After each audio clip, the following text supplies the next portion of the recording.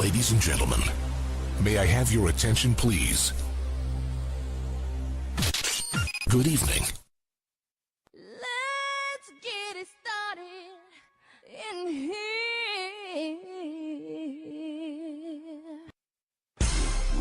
Welcome home. You're listening to the best non-professional advice show on the planet, on your home for overnight low-back session.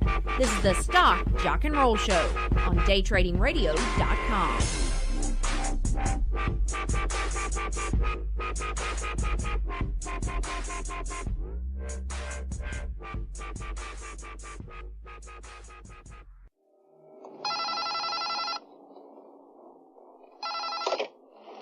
Yeah.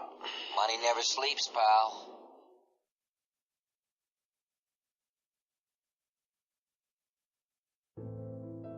Trading stocks, futures, options on futures, and retail off-exchange foreign currency transactions involves substantial risk of loss and is not suitable for all investors. You should carefully consider whether trading is suitable for you in light of your circumstances, knowledge, and financial resources. You may lose all or more of your initial investment. Opinions, market data, and recommendations are subject to change at any time.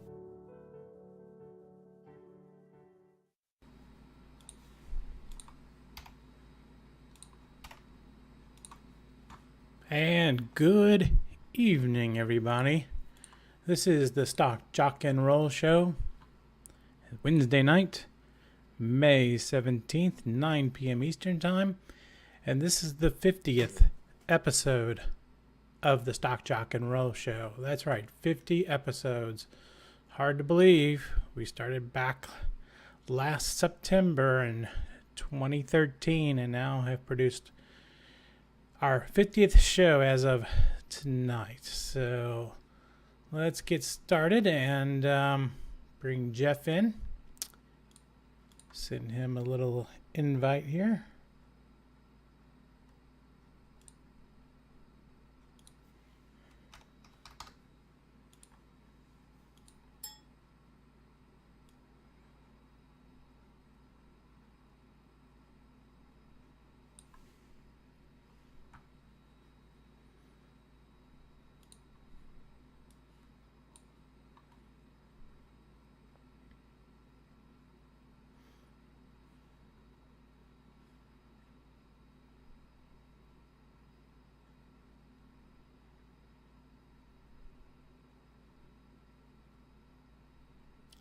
See Jeff coming in.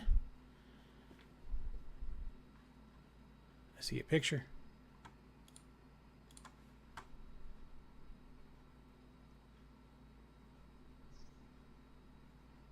And I see video, and I think we got you. I think you do. Hey, you got a Texas flag in the background. I do. Very nice. I like it. I need to, let's see, what do I need to do?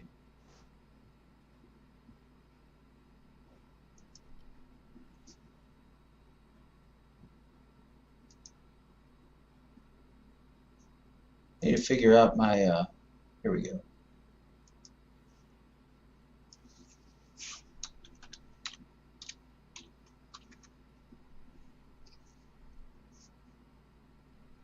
I need to update my little, thing at the bottom here. Oh, I got you. So how you doing, sir? Hey. I am, I'm doing pretty well, actually. Outside of the traffic in Atlanta, which I complained about last week, and I will not stop complaining about. I was looking for a song about Atlanta today, and I found a few, but I didn't listen to them ahead of time, so I didn't know if they were any good. So I may play those next week. Hey, Never Lose Big's in the room. Good evening, Never Lose Big. Interesting day in the markets today, man. I don't know. You probably weren't able to see too much of it today, but FMOC always brings out a very interesting market, and once again, it was interesting. There we go.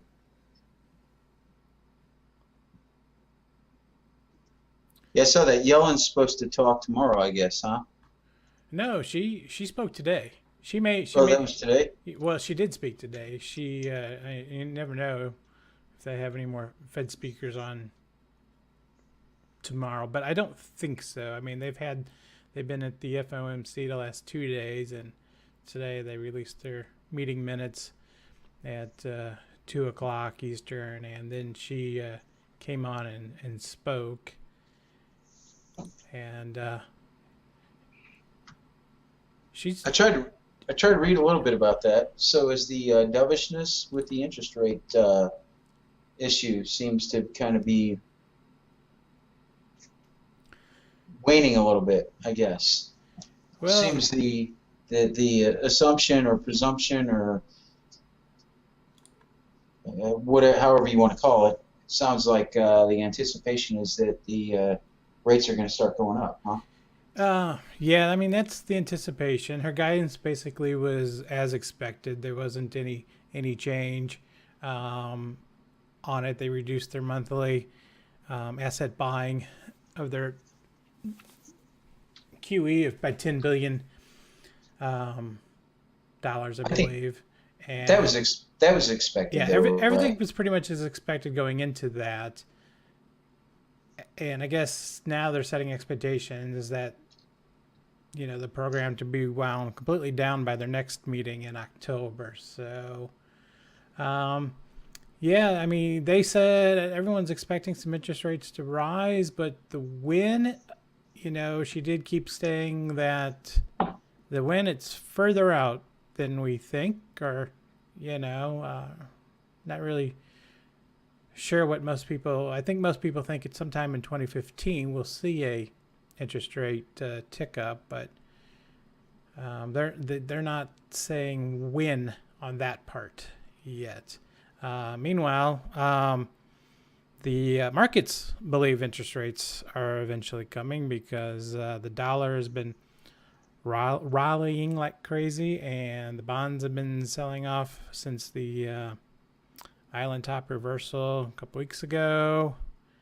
Right. And so the market is in full aspect of the interest rates to rise.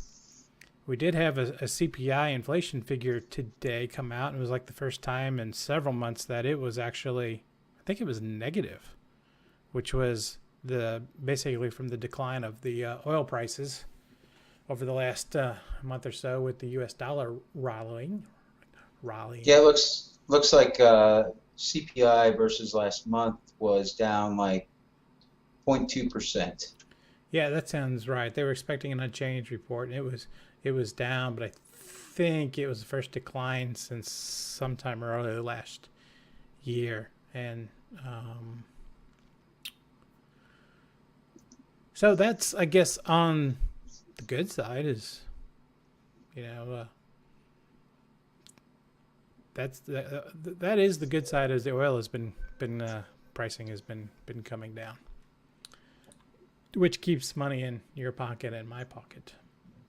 Well, it's not coming down here, at least not in terms of gas prices. And tonight we've got Traders Roundtable. So we will be having some guests joining us tonight at 8:30 Central Time or 9:30 Central Time, so about 20 minutes from now. 8:30 Central Time. Yeah, 8:30 Central, 9:30 Eastern. Yeah. Some of our favorite people. Yes. When we do a roundtable, it's always a good time. Josh and Roxanne and Darren, always fun to get them on here. And I think, do we have another special guest tonight? Well, Gas may join us. I don't see him in the room here. He had said that he may want to join us tonight.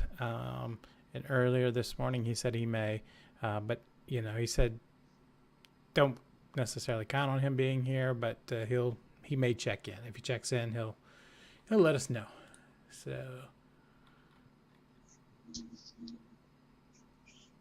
So hang on, I'm looking at, you may be right about, I'm looking at an economic calendar event.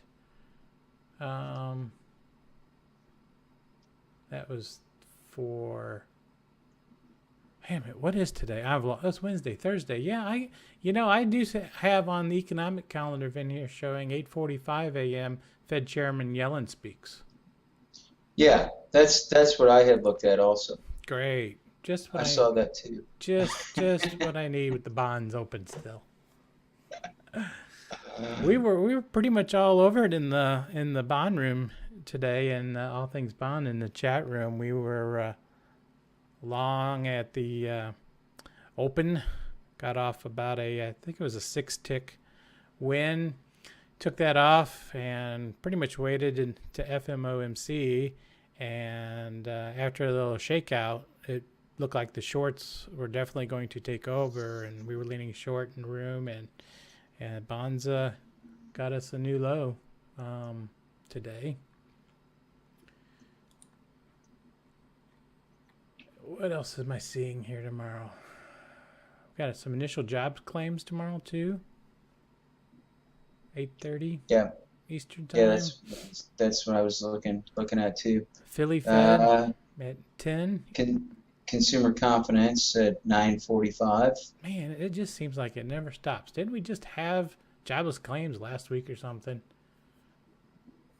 Just seems like the news just keeps coming. Right. Now, one thing that I haven't completely wrapped my head around yet is the difference in the different announcements from the different Fed reserves. I probably ought to know this after almost having been done with business school, but it's been a long few years. But do they farm those out? Does each Fed establishment have different announcements, or what's the difference between, like, does St. Louis or Philly or whoever have different? Do they all have different announcements? I have no idea. Now here's one that might be something that you, given the that you've kind of rolled over to the bond side, and we've kind of started looking at that. The 10-year tips auction tomorrow, 1 o'clock. Yeah. I'm sure that will be in our bonds economic report tomorrow morning, which I do typically about 7 a.m. Central Time each morning with things that's happening on the bond side, including any POMO going on. Yeah, see, I thought, Captain Who just put that, that's what I thought too. We get jobless claims come out weekly. Well, why is it that some is bigger than the others? I don't. Old Randy just asked me why my flag was upside down, and that's funny, because I was going to take the time to figure out if I had thrown that up there the right way, and clearly I have not done that. I know how to place the American flag, even hanging it on the wall. Texas flag, I haven't done quite the same research on that. So is Orlando from Texas? Because even I wouldn't have probably caught that. The only thing you need to know is the big star. Yeah, it is white on top, red on bottom. Good catch, Orlando. I'm gonna have to. You know what? I did think about that, and then I was too busy trying to get ready to get some sites up and stuff, and I thought about looking to see, because I thought, do I have a flag up wrong? We'll just say you put it up with a mirror on it. Right. And it's just. Well, Texas, we both lived in Texas long enough. Not that I'm there now, but there's a little bit of Texas that's a little upside down anyway. So, that's my story. I gotta start this live broadcast here before we bring on our guests. So yeah, he's right. The point does go up. I do have, Lord. I only lived down there for almost 8 years. Can't get the flag right. I'm going to have just a quick look at the last 2 days, because yesterday in the market was certainly entirely different than today. So I'm going to back up here to yesterday. So this is Tuesday 9/16. Yesterday was pretty much a trend day up, straight from the market open. And I guess that was a run up into the Fed meeting today. But completely different day of trading when you know you're going into FMOC. So yesterday morning at the open, we had an ATR break of the overnight session, and it ran all the way up into the close. No break of the ATR on a 2-minute chart at all yesterday. Maybe even on a 1 minute, but I'm not even gonna flip over to there because I might miss something. And then you go into today, knowing FOMC, completely different. So market opened here. Fix this now. Market opened at 8:30. We ran up a little bit, and then we started selling off, going into FOMC, and kind of sideways here a little bit in the lunch hour, but it's still trend down. Before FMOC, we did break this downtrend around about 20 minutes before the FOMC. It kind of ran up, and then we had the wonderful head fakes here where we shot down. Well, we shot up, we shot down, and then we came back up. Had a shakeout here, maybe a chance to get long in here, and we had a pull back, little flag, drop off, and then since then we've just been, but kind of a tougher day trading today compared to yesterday. But most people, I think, at least myself, are kind of hands off, and even in the bond room, I was flat going into FOMC. Wow, that doesn't look like anything that was fun to trade, though. No, yeah. If you could jump on it as soon as you see a certain setup or signal and jump and try to ride on something, you can. But I tried to catch the run up.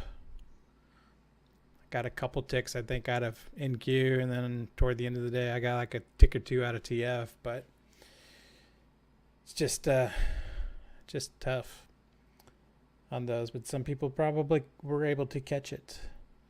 But looking at the SPY here, later after the Traders Roundtable, we're going to look at a breadth indicator that from our segment, The Doctor in a House, that Dr. Brett Steenbarger put out there, that he has a little bit of concern, and I've got a little bit of concern on a breadth indicator. But overall, we're sitting here near the highs, and I did read his article. Did you? Earlier, actually? Yeah, that was kind of interesting, the stuff that he's got out there. So I think that'll be an interesting discussion to have. Yeah, that'll be a good discussion. The Qs, haven't made a new high just yet. IWM, Russell 2000 still has not made a new high, and still kind of in a precarious situation. But hey, it closed above the 50-day today. SPY closed above the 8 and the 21, and I think so did the Qs. So, I mean, yeah. Well, let's see. The Qs may not have got the close above the 8. Let's see here. Qs did not close above the 8, but it got to close above the 21. But we'll be watching these, test back toward the 50-day if we get another close under the 8 and 21 day in the Qs or the SPY. And but for now, you've got to say the momentum is up, even though there are some, breadth indicators and things that aren't making new highs that do cause for concern. And we've had kind of a strange few days where we had on Monday the down day, yesterday the big up day, and today the Fed day. Is this kind of toppy up here? Hard to say, hard to know.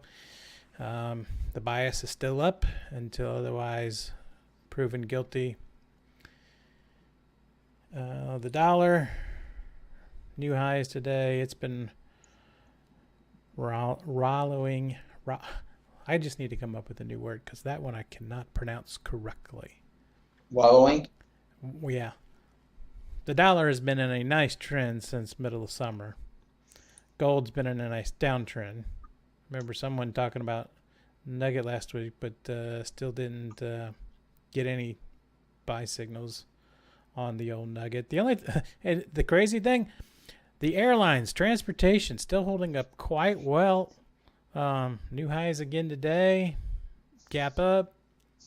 You know what? That's funny you bring that up, Charlie, because I just read an article yesterday, and now I don't remember where it was at. I think it may have been on the A4A briefs. Where was that? Maybe it was on Yahoo Finance. The airline industry has, for what was it? I don't know how long it was. They have outpaced the S&P, and it was a somewhat substantial period, like 13 months or something. I was kind of shocked to see that. They're doing pretty well, and obviously historically low margin companies like that, and their stocks have not traditionally really been something that you're going to make a lot of money on, really, even long term, because of their capital intensiveness of the business. But they've done pretty well, apparently. I guess that was the transportation index is what it was. Right. So it's beyond just airlines. So. Yeah, it's the IYT. Airlines have been a big driver in it, and even I think FedEx is in the transportation sector. Let me look at FedEx. I think what's their is it what is FedEx? Well, I wish I could. FTX. Yeah, FedEx. I don't know if they did a report or something here. A big gap up today, up 3.27%, but been in a uptrend for most of the year, it looks like. So yeah, that sector has definitely been outperforming. Huh. That's funny. I just pulled up the A4A Smart Brief site. FedEx quarterly results exceed expectations. Oh, well, there we go. Reported a 24% increase in quarterly income for June through August. It's because they keep delivering Zulily packages to my door. Well, that, and they're apparently transporting illegal prescription drugs too. I started calling them FedEx to see. I have not heard of that. That's good. I must have missed that whole. Yeah, they got nailed for that, and I don't understand how does that happen. I mean, I don't understand how they can be held responsible for what's in the packages that they're shipping, but they got busted for it. So apparently they probably do well in Colorado these days. All right, old Randy's got a question. Shoot it at us, old Randy.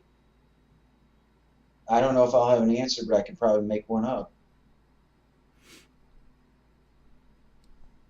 What you got, Orlando?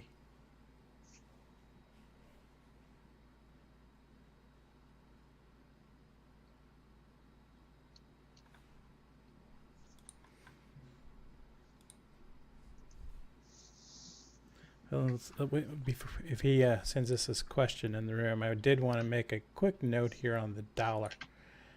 And over the last, I don't know, few weeks, including last week, and I posted this in the room once, a couple times, maybe even 3 times, that this is a pattern that you need to copy and print and stick next to your screen and look for this pattern because it happens in every time frame. And this is the US dollar. It's kind of the ABC pattern where we had the run up in May. Here we had an ATR break stating we may have a change of trend. Then it goes into a little bit of a downtrend, sort of like this is sort of like the A, this is sort of like the B, this is sort of like the C, and this is sort of like the D, and then Then we break that downtrend, and this is like liftoff. This is a pattern where we hold a major low back here in May, break a downtrend. This is another pattern that I cannot stress that you've got to be looking for these patterns on daily time frames, 5-minute time frames, 15-minute time frames, whatever time frame you like to trade. Watch for this pattern. Just you could have got in down here on the dollar index, a couple different areas. Some people might have got in on a breakdown in this area. Some people could have gotten a break on ATR.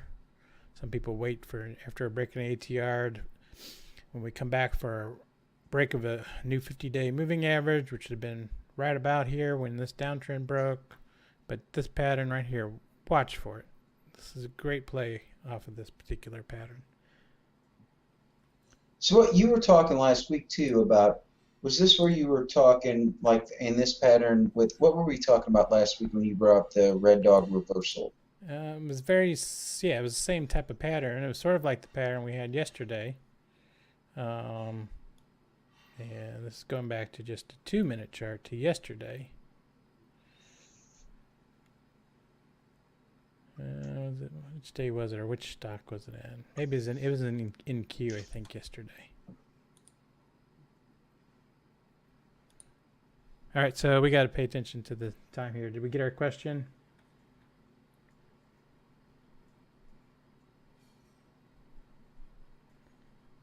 On Benzinga, I started the insider trade alerts.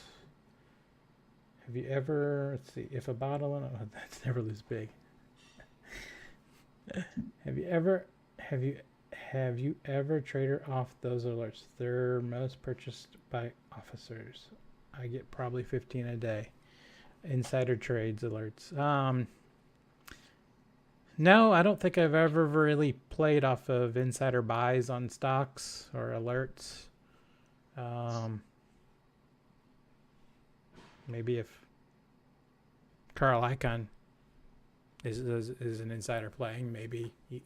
But no, I've never have Orlandi. So there may have been time I watched the stock or something if I was holding it and heard that somebody got out who was an insider. But I can't say I've ever really made plays on it. So if you get alerts on it, I guess then you just go look at the pattern for, I guess you're probably looking at like a daily chart on those and seeing if there's any setup that looks interesting for it. To answer Never Lose Big's question, my response to that is going to be that the cork costs $1.05, right? Independent of the cost of the bottle.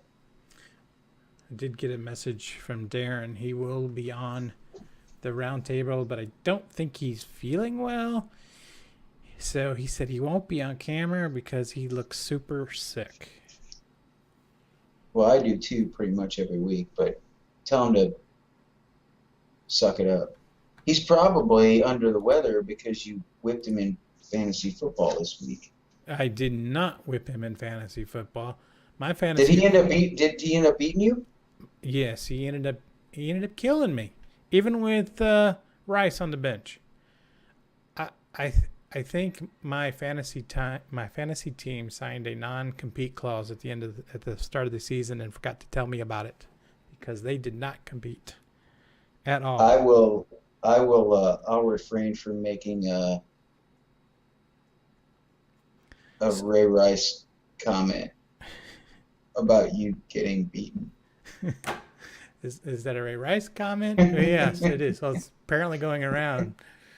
Peterson comment too. You could have play in that realm. Arizona Cardinals. Somebody got arrested today or got charged for some kind of assault. I saw that too. I just saw it come across the news. Hey Hoover, good evening. Hoover, how are you, buddy? So let me see if I can get Blue Horseshoe and Roxanne on in here, and then we'll pull Darren in if he's up to it. And if anyone sees Gas in the house, let's see if Gas wants to come on. So let's send Josh, Blue Horseshoe, a request. Joshua Ruiz. Sent. Let me send one to Roxanne. Sent. And I'll go ahead and pop Darren in.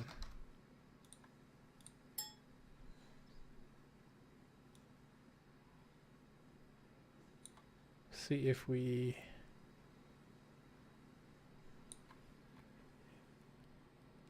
Looks like somebody's coming in. That's probably Darren because there's no picture.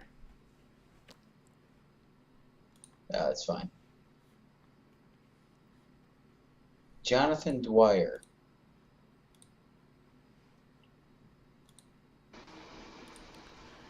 Hey, Roxanne. Hi, Charlie. How's it going? Doing very well. How are you doing in Southern California? Well, we are experiencing a major heat wave, as you've probably heard in the last couple of days. Yeah. What is it, about 75 out there? You wish, Jeff. No, more like 99, 100 degrees. 99? What the hell's going on out there? I know. I'm telling you, it's like the end of the world is coming. California will disappear shortly. Well, did you get any rain from that hurricane that came up from the Baja through Cabo? Not around my area. No rain. Hardly none. I think maybe a week ago it rained a little bit. But it's been pretty dry and very, very hot. Well, I have a song for you to play for Roxanne, then. It's the song break, Charlie. Okay. What Blind song? Melon. Blind Melon. No rain. So how are you doing, Jeff?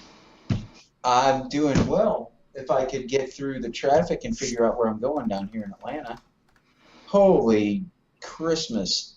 It's ridiculous down here. I've never seen traffic like this anywhere. You might as well move to California instead then, man. Well, there's no rain out there. Well, yeah. We at least get a little bit of rain here, which doesn't help the traffic situation at all, though. So. Oh, jeez. No, it's fun. I like it down here, though.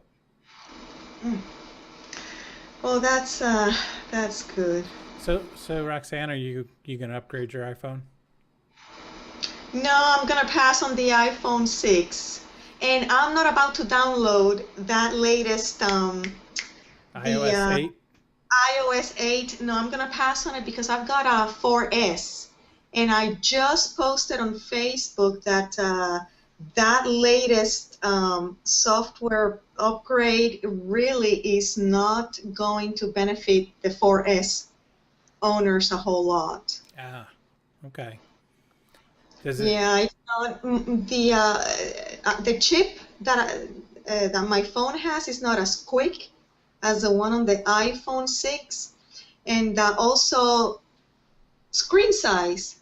Think about it. The iPhone 6 it's a little bit bigger than the 4S. So again, yeah, I'm gonna pass on that upgrade. Well, Kissing Bandit is in the room. Good evening, Kissing Bandit and Cephas. Yeah, well, I haven't been in the room for various reasons in a while, but where's Kissing Bandit been? I haven't seen her out there in a while. I haven't either. Okay, let me resend the link to Josh and Darren. So let me. Actually, I'm gonna Josh. Give me about. Oh, let's see. Give me about 10 minutes. Almost ready. That was about 2 minutes ago. Yeah. So are you guys going all in this Friday? Big IPO, Alibaba. Alibaba. I can't even spell it. Baba. You know what? These company valuations are just, they're crazy. They're crazy. First, I read something along the lines of 50, 48, 50 bucks, and just 10 minutes ago, the latest is that they're going to be going for like $68. Wow. So are they going to change the name to Alibaba and the 40 Thieves? I don't know about that, but the ticker symbol will be Baba. BABA. BAB. Yeah. What are they? uh, What are they basing that? I've only read a little bit about them. What are they basing the valuation on? Like I guess they're comparable to Amazon, or they're supposed to be, right? Actually, I think they're like supposedly they have a greater market share than Amazon. I think this company is pretty big, but I've been trying to send you a link to something I tweeted on Alibaba, which was very, very interesting. I didn't get the chance to read the whole thing. well, there'll probably be people asking if they can be included into the S&P and they're a China stock. Yeah. But but you have to get the, what is it? Hey, Darren. I think Darren's popped on. Hey guys, how are you? Good. Nice Hi, picture. Gary. How's it going, thank Darren? You, thank you, thank you. Darren? Hi Roxanne, how are you? Darren said he's Great. not feeling well. Yeah, I got a flu shot on Monday. I went to get my physical on Monday. Got a flu shot, and I came out with the flu. Oh, no. Oh, Darren, you know what? You should have gone for the flu mist. I'm telling you, man, the flu mist is way better. And you probably, your arm obviously is not going to be hurting since it's a nasal spray. It's so much better. Yeah, I wish I had known that on Monday. Mm. Yeah, it totally made me. It made me completely sick. So, and this is like a real flu. So I'm pretty upset about it. Yeah, I wish I had known about that flu mist. Then, Yeah, if you're under 50 and you certainly seem to be, go for it. yeah. Yeah, and we were just talking about Alibaba before you popped on. Yeah. I'm going to jump in real quick and I think. throw a shout out to thanks to RPM for Hey, there's Josh. Hi, Joshua. RPM killed the music channel for us.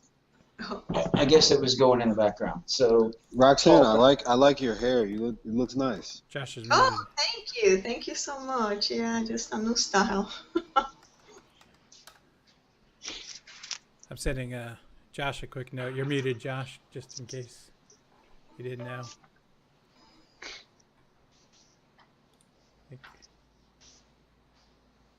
Yeah, I'm gonna try to see if I can send you that link, Charlie. But I know I tweeted that info on Alibaba, and I think it was a professor. Oh, which one was it? Professor Baba. They're saying don't buy Alibaba stock. Well, I said the same thing for GoPro. And it went crazy at the open. I don't like to trade any of the IPOs. I like the things to settle down after 30, 40 days. Matter of fact, if you look at GoPro right now, it's which we'll probably look at a little bit later after the Traders Roundtable. I like to look at it after a period of time that it's had to trade. And you might miss some of the big swings, but just not for me. Okay, so here I've got. Okay. All right, let me get this up. I just sent you the tweet. I'm hoping you got it. I've gone to the Alibaba site before and looked at it, but and then wasn't it all in Chinese? I don't think they do anything for the U.S. yet. Well, I've got an article I just pulled up on Bloomberg here on Alibaba. U.S. fund managers studying an investment in Alibaba Group Holding Limited are worried about everything from corporate governance to bull market fatigue. They're buying anyway, afraid of missing a bargain.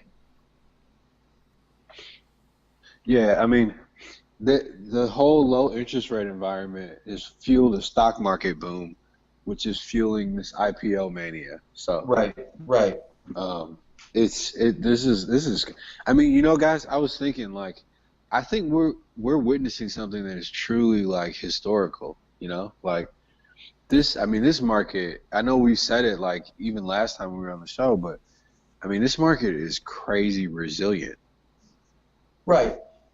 And I think this is like different than anything that we've seen. Yes, I As totally far as agree, trading. Jeff. Yeah. Totally agree. And I don't even know how you approach that because there's not really any historical reference for that. I mean, it's like putting a blindfold on and going into a dark room. Yeah, exactly. Basically. Totally. I totally agree with you 100%. And, you know, like, I think the other thing, a lot of people are thinking that, okay, well, with the Fed tapering and eventually QE coming to an end, I think it's probably going to have a counterintuitive effect, and we probably just go even higher from there. Like, you know, this is, I've been trying to think and stress test, like, what would be the catalyst for us to ever correct? And it gets harder and harder to find chinks in the armor. Right. I can't think of it. I mean, you could say maybe a terrorist attack, but probably not, because people tend to become more patriotic and buy the market. Right. I mean, it would have to be something at the core of like our financial system, like '08, and I just don't see that happening. Right. You have to have a black swan event that's going to be somewhat catastrophic, I think. That's going to end up, yeah. But Darren, I can remember us talking about it like 2 to 3 years ago. Remember when we were just talking about, will we ever see 1,500? We were trying to fathom 1,500. And here we sit at 2,000 now, you know, 2 years later. So can you fathom 2,500? A lot of people think no, but yeah, I think you can.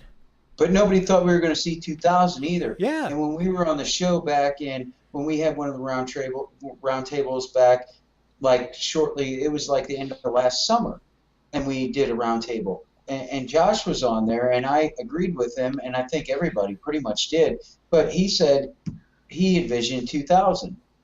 And a lot of people thought that was nuts to think about that at the time. And we got up there close, and we went back down, almost touched 1,900 again. But then, where'd we go?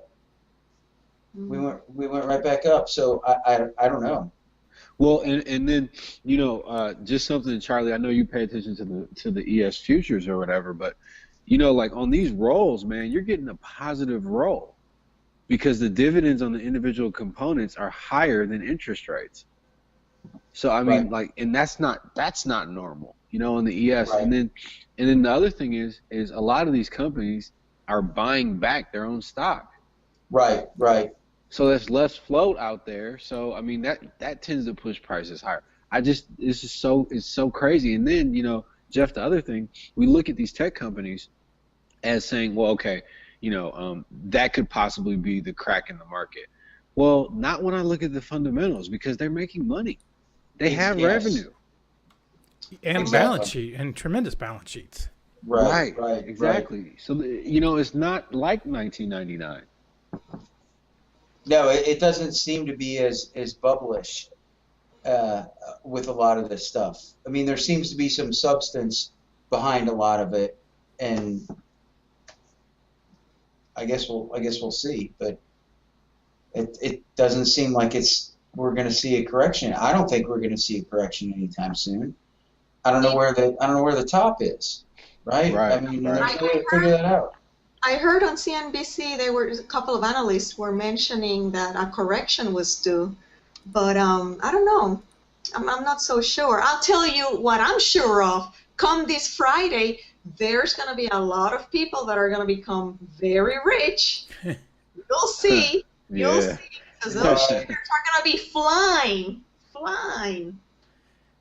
I don't know. Every time I even think of that Alibaba, for some reason, I'm just picturing the statue of somebody rubbing their belly or something. I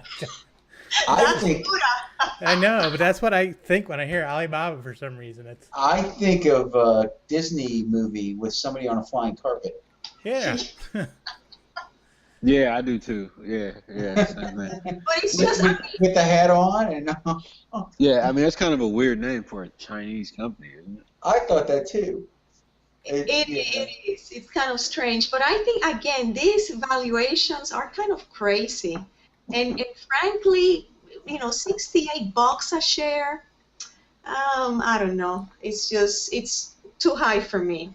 So I don't think I'll be taking. I'll be joining the herd come this Friday. No, you'll get a chance to buy if you really do like them. You'll get a chance to buy back at a lower price, certainly. So there's no rush if you really want to get into Alibaba. Well, I don't know if the same thing that happened to Facebook will happen to this company. Remember how Facebook IPO commenced at 39 and then it tanked? It went down to, I think, 16 or 17. Yeah, it went down to like 16. Yeah. Right. Something like that, and then eventually it went up again, and I think it's going at 76, something like that. Yeah. Yeah. And it's kind of the opposite of Twitter. Twitter performed well out of the gates, and then it retraced quite a bit, and it still seems to have trouble holding a bid these days, even after I think it popped down around $30 a share. Mm-hmm. And has That's right. run back up, and Facebook still seems to be, between Facebook and Twitter, Facebook seems to be the one that you want to be holding. I agree. Yeah, I agree with that.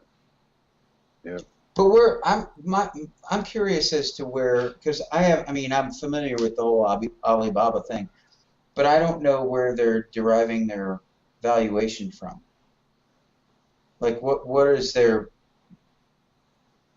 It's hard enough to get correct valuations of our U.S. companies, much less the China companies. I don't know how you can really do it effectively. But who's issuing the IPO for that? I'm guessing Goldman, but Goldman probably. I would guess. Probably they'll issue an IPO for anybody. Well, Alibaba's huge. I mean, and anybody who has any sort of e-commerce business or deals in e-commerce, I mean, a lot of people they deal with manufacturers who list on Alibaba, because you can basically, that's what a lot of small businesses do. They buy their wholesale goods or their manufactured white label goods from Alibaba. That's their prime business, and they have sort of an eBay sort of crowdsourced rating system. Right. And then there's a subsidiary AliExpress, which is a little bit for like bulk orders. So I mean, it's definitely legit and it's definitely big, but it's just the flood of these like IPOs is just, it's ridiculous. I mean, everybody's trying to hop on while the getting is good, and then also I'm sure you guys are paying attention, but all these secondary market and private market acquisitions that are going on. Have you guys ever heard of Twitch, the website? No. They got bought for, I think it was $2 billion. It's a site where where kids go on. It's a huge. They have like their subscriber viewer list is crazy. It's in the tens of millions. But basically, millennials and under go on to watch other kids play video games, and you can sort of subscribe to like another kid, playing Grand Theft Auto or Halo or whatever. Right. And I believe Google bought them. It was one of the big tech companies that bought them. But that kind of stuff is going on like a lot, and it's all because of all this loose credit, easy money. Isn't that something similar to the Xbox Live Gold, where you can watch people playing games live? Yeah, but this is like more like just a regular membership site, but it's kind of it's social media in the sense of like, so Roxanne, if you're really good at playing Madden or something like that, you could have your own sort of YouTube style channel, and I could follow you and watch you play on different levels or different teams or whatever. It's a really interesting concept because you would never think that kids would spend 8-9 hours watching other kids play video games, right? But it's almost like watching it's almost like reality TV with video games. Exactly. Right. Yep. And people, I mean, it's the same way. Like, we like to watch John Carter videos or trading videos or poker videos. So why wouldn't you want to watch a top video game player, play a shooter game? So. Right. Okay, so there's six firms are lead underwriters for this. Credit Suisse, Deutsche Bank, Goldman Sachs, J.P. Morgan, Chase, Morgan Stanley, and Citigroup. Wow. They have 6 people that are underwriting the IPO for this, or 6 banks. Oh yeah, everybody has to get a taste. Everybody needs a cut. Right. Well, yeah, right. But Oh, yeah. usually you get like maybe 1, 2, maybe 3 underwriters, but 6. That seems A yeah, bit that seems excessive. A bit excessive, huh? yeah. I mean, And they are going to the New York Stock Exchange, correct? I think that's Yes, they are. where they yeah, go. yeah. They're going to NYSE. But they've got to have the, what is it? I have to look that up now, because if you're a foreign company, you have to have, what is it again that you have to have to trade on an American stock exchange? I can't remember what the term is now. I'll find it here in a minute. Well, they certainly met all the criteria that was required. Right. Right. But I can't believe they've got. Yeah, interesting play tomorrow. Maybe watching Baidu instead of trying to trade Alibaba.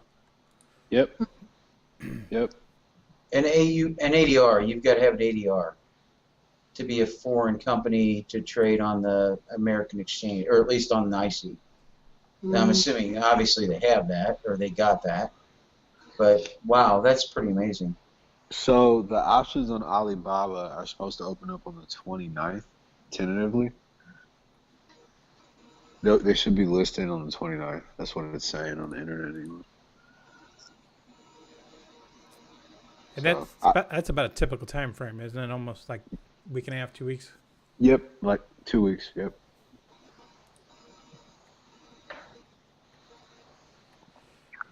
Yeah, it's for those who are, trading it. It doesn't, I guess, really matter what the company is when it comes out on Friday. You trade it like any other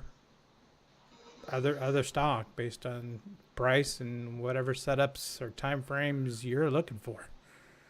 I mean, I do think these are good though. I think they're good in a way because I think it brings new blood, new money into the market because people can get excited about different companies. Right. So, and I think it's cool to like be able to trade Facebook or be able to trade Twitter or LinkedIn, or I think that's actually a good thing. Because nobody wants to trade the same old large cap, boring Dow stocks. To have really cool companies and to be able to trade them, I think it's probably a good thing. Well, and you get some liquidity out of that too, into the market.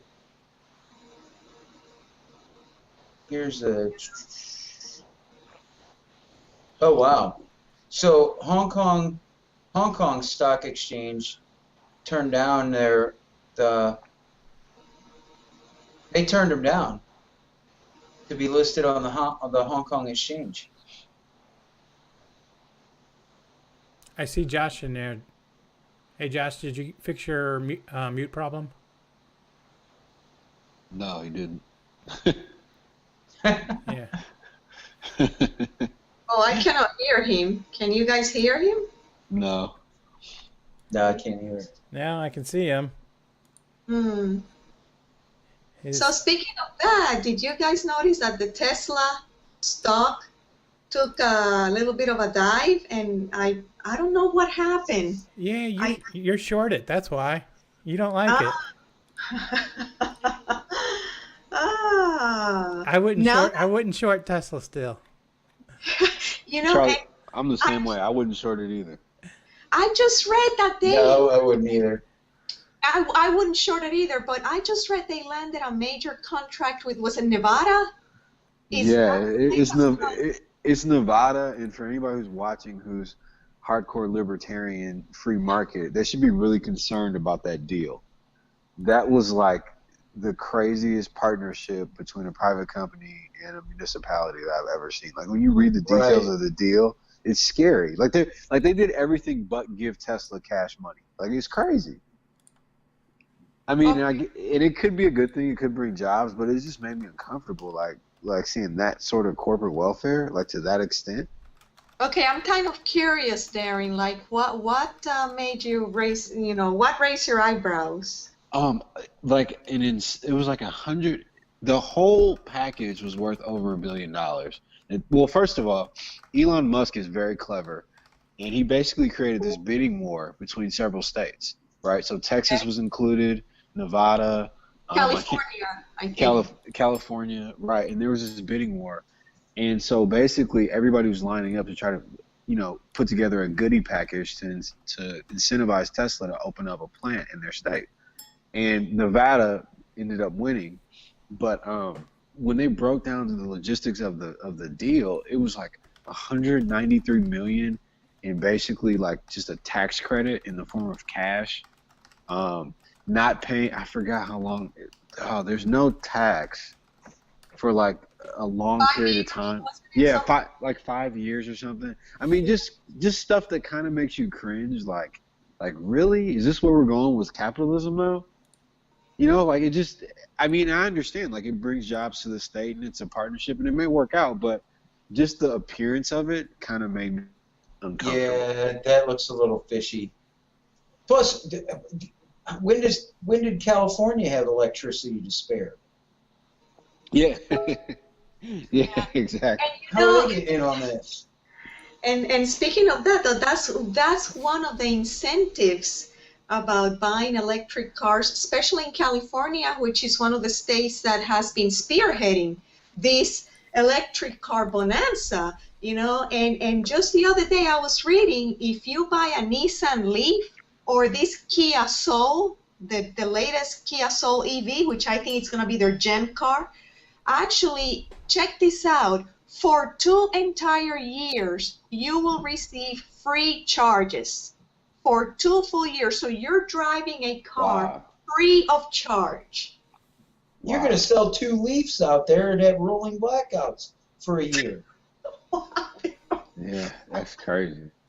Well, I'll tell you, there's a laundry list of wonderful incentives for California residents to buy electric cars, and I guarantee you that's going to be my next purchase. An electric car. I'm still debating between the Nissan Leaf and the Kia Soul, which just came out, and I guarantee you there's going to be a waiting list of people, to grab that car.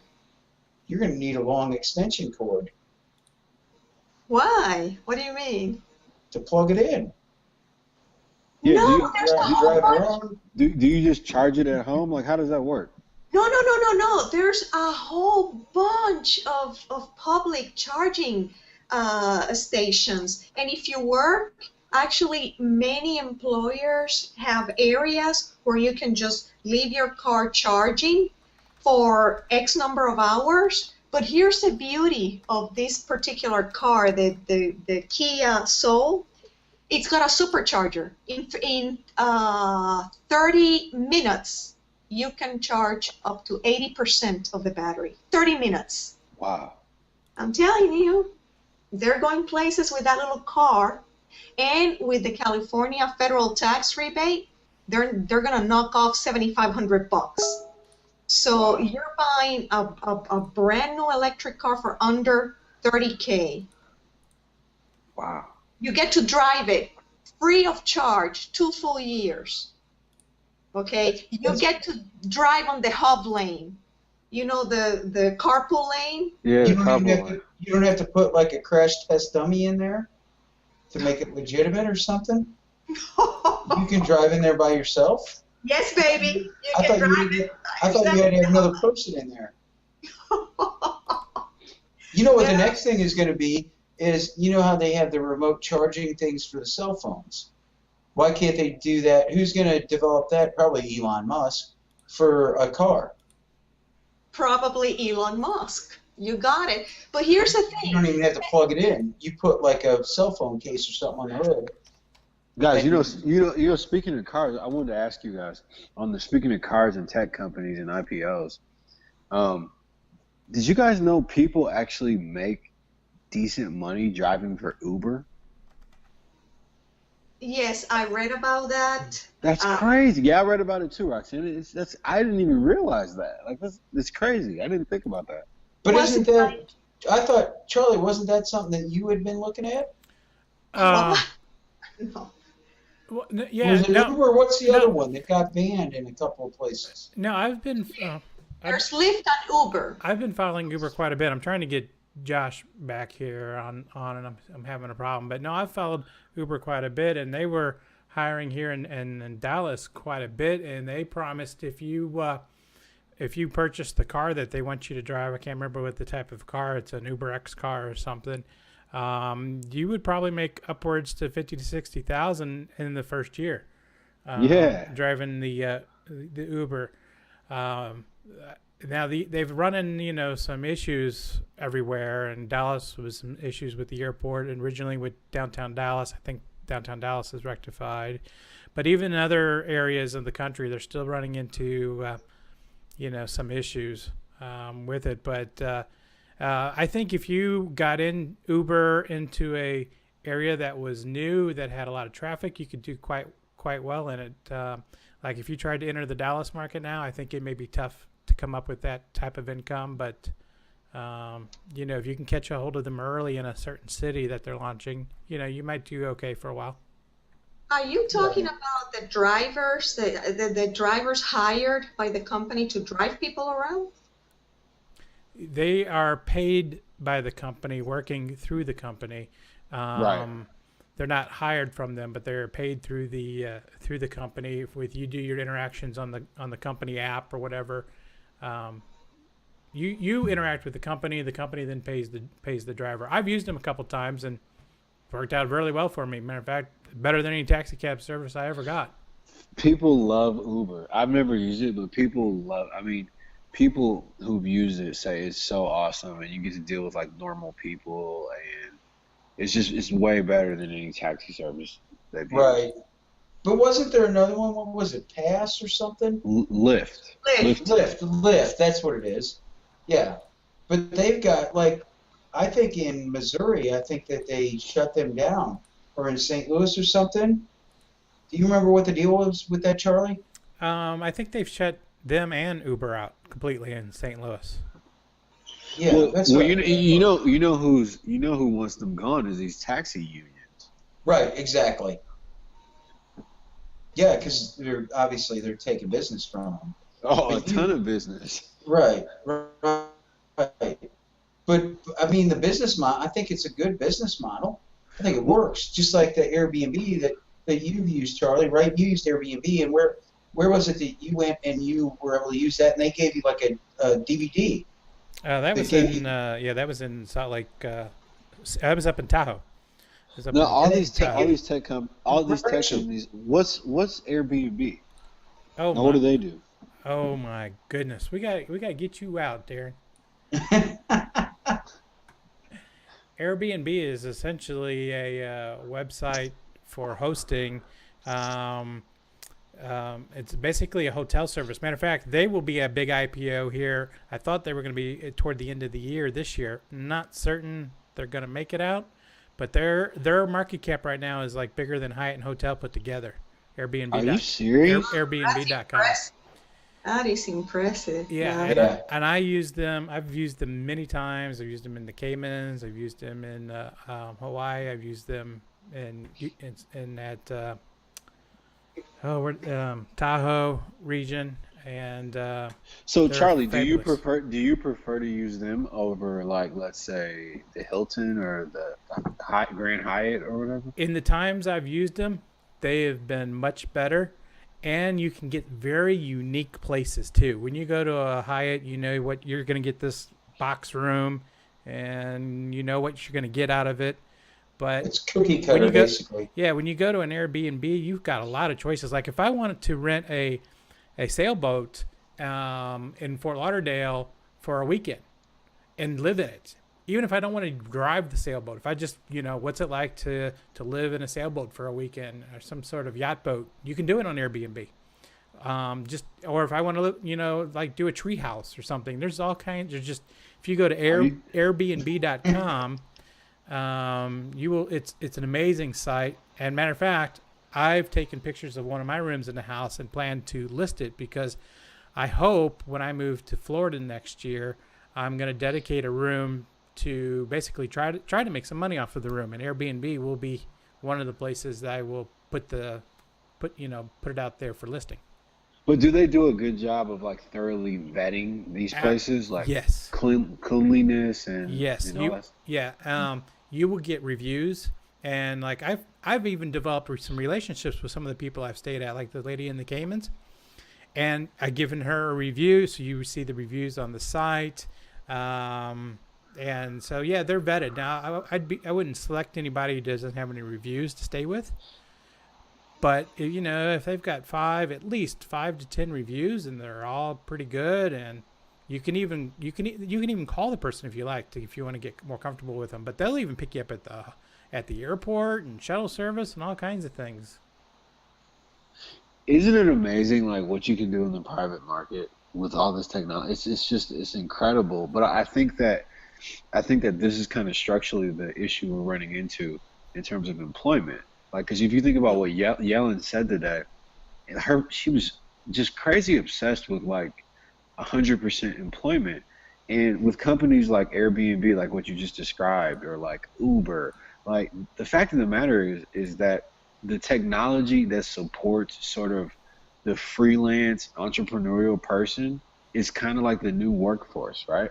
Right. Like there's no cubicle job. There's no you get at GM, like my dad did, worked there for 30 years. Like that just doesn't exist anymore. Right. Everything's so remote now. Yeah, I mean, exactly. You can run a company from anywhere, and you can do stuff like that, and you can have a company just because you own a house or a boat. Yeah, right? like somebody else would have been doing. Yeah, right? like Roxanne was saying. Like I was reading an article about a guy, he makes $1,000 a week driving for Uber. Right. Oh, yeah. But I'll tell you, though, Uber has received a bad rap here in LA. So also it depends where you live. But there has been quite a few customers complaining about the price gouging that Uber has conducted here in Los Angeles. So, I've heard some of those complaints too, even here in Dallas, when they have an event, a big event. Like, so I think, what was the last one that we had in Dallas? Was it the NCAA Final Four? When they did the NCAA Final Four, Uber was doing some gouging, and I have heard some complaints on that. And I think Uber has tried to address that, but they're just trying to manage their cost, I guess, when there are events that they're trying to get more out of it. It makes sense, but they got to be careful not to alienate their consumers. Absolutely. That's because Jerry Jones and Stephen Jones were out there driving a couple of the Uber cars. Probably where the price gouging came from. But yeah, guys, we're in this age where you can code from home, or you can be a nanny, or you can do whatever you want to do. And if you're willing to work at it and sort of be a professional at your craft, I mean, like you said, Jeff, it's just remote. But right. the trick with that is that it's very hard to sort of aggregate those numbers in the way that they do employment. Right. Yeah, exactly. A lot of those people don't really get counted in the quote unquote, above ground economy. Right. Absolutely. I've apparently have blocked Josh from getting back in. I'm not sure what I did to block him or how to unblock him. Oh, that sucks. So, I'm trying to... I noticed a little message earlier saying that he was blocked, and I tried to kick him out so he could try to come back in, and maybe it'd fix his mute problem, but apparently... Can you just delete him and then I'm looking for that, and I don't see it. So Roxanne, I'm curious to know. I'm curious to know your opinion on the iPhone 6 and the iPhone 6 Plus.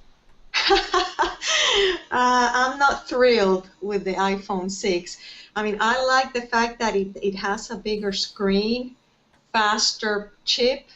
It's got certain apps that are particular to the iPhone 6, but there's no way I'm going to upgrade. I mean, it's I don't know. I'm not one of those people that are going to jump every year to buy a brand new Apple product.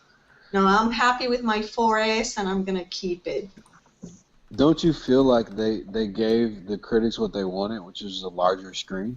Isn't that what everybody was complaining about?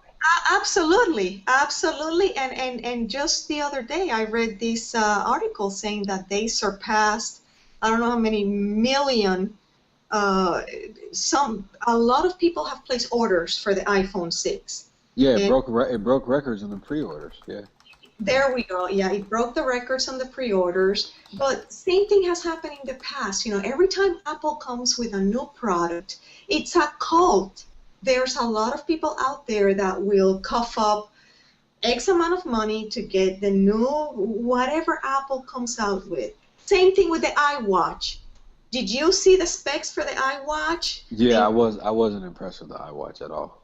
Yeah, they made a big deal out of it. I bet you they're going to be selling millions of iWatches too. I have no plans on buying an iWatch. Not for the time. Hey guys, can I try something? If I stop this broadcast and then send you an invite again, maybe I can get Josh back in here. Oh, okay. Yeah, sure. So let me do that. Jeff stepped away, so I'll let him know separately, I guess, here. So I'm going to stop the broadcast, and then you'll get another invite. Okay. Cool.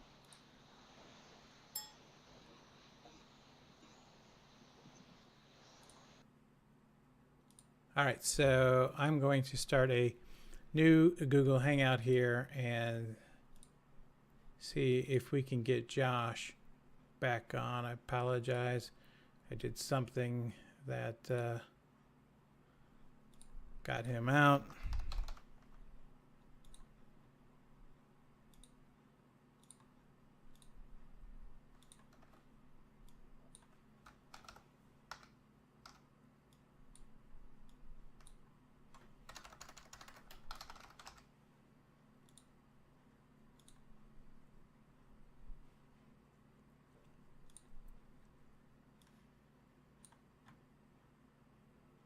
All right, I'm back on. Now let me invite the guest, Joshua Reese,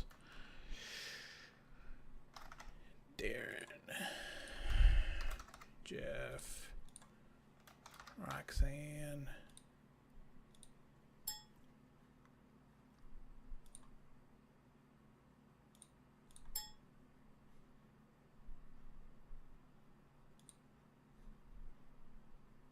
all right, so I've resent it. Let's see what we get here. I see Josh coming in.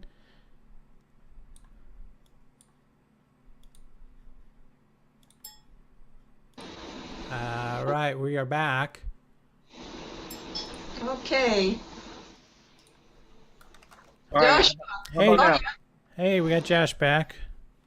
Yes, we can hear you now. All right. Thank goodness.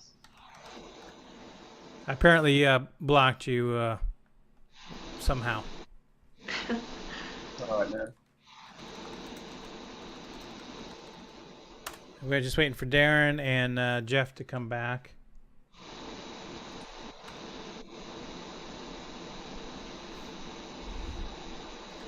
How's everything going with you, Josh? Everything okay? Great. How about yourself? Oh, can't complain. Can't complain. Yeah. Hikes and runs going good? Yes, yes. And that book that you asked me about, definitely. If you want to lose some weight and do it fast, get the 10 pounds in 10 days. Okay. Great book.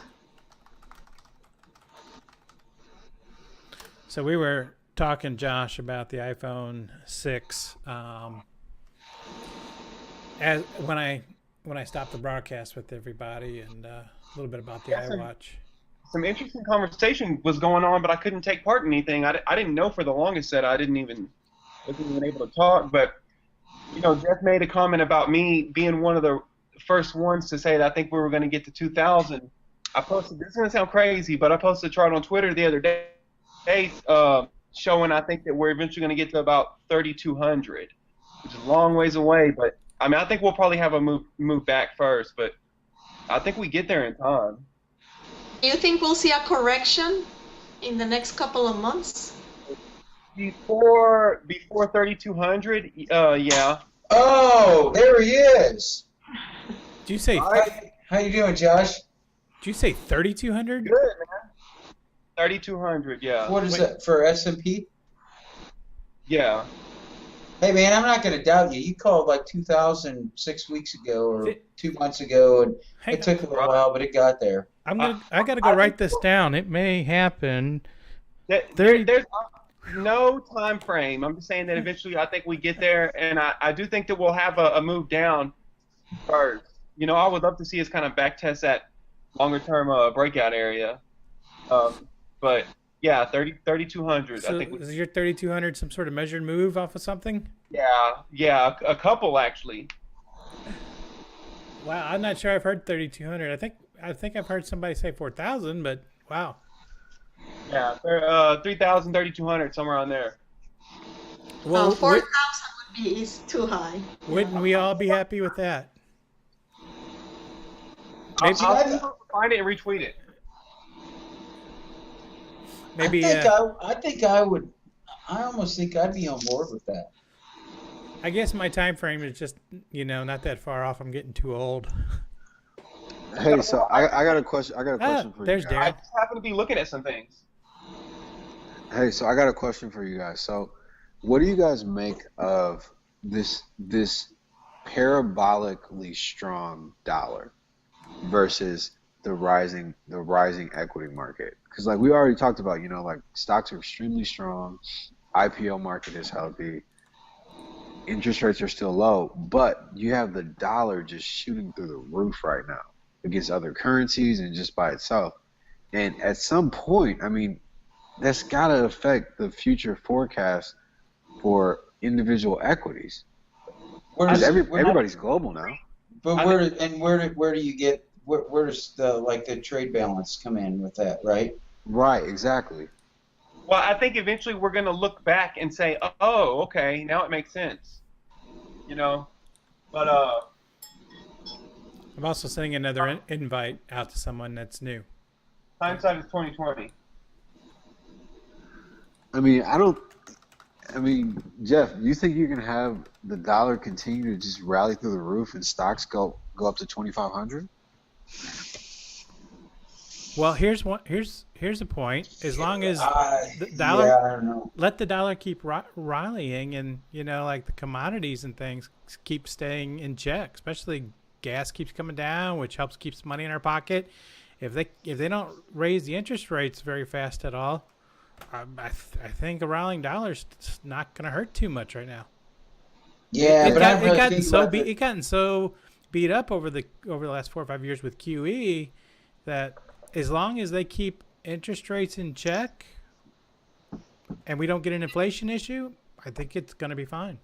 Exactly, I agree with Charlie there. Yeah, and I don't think they're going to be raising them anytime soon. There's a million moving pieces to the whole puzzle. Right. Really, it's so hard to predict. I mean, you have to. I mean, the inflation, the interest rate thing. You do have the trade, the trade balance issue, and hell, I don't know. Let's just all go live in a tent out in Wyoming somewhere or something. I don't know. I don't know. I don't want to bet on Hey, this. I'll leave that to you guys, okay? You're gonna stick with the Dallas area? Yeah, I'll stick with the Dallas metro area. I can't blame you there. Maybe I'll just come there instead. That's better than Wyoming, probably.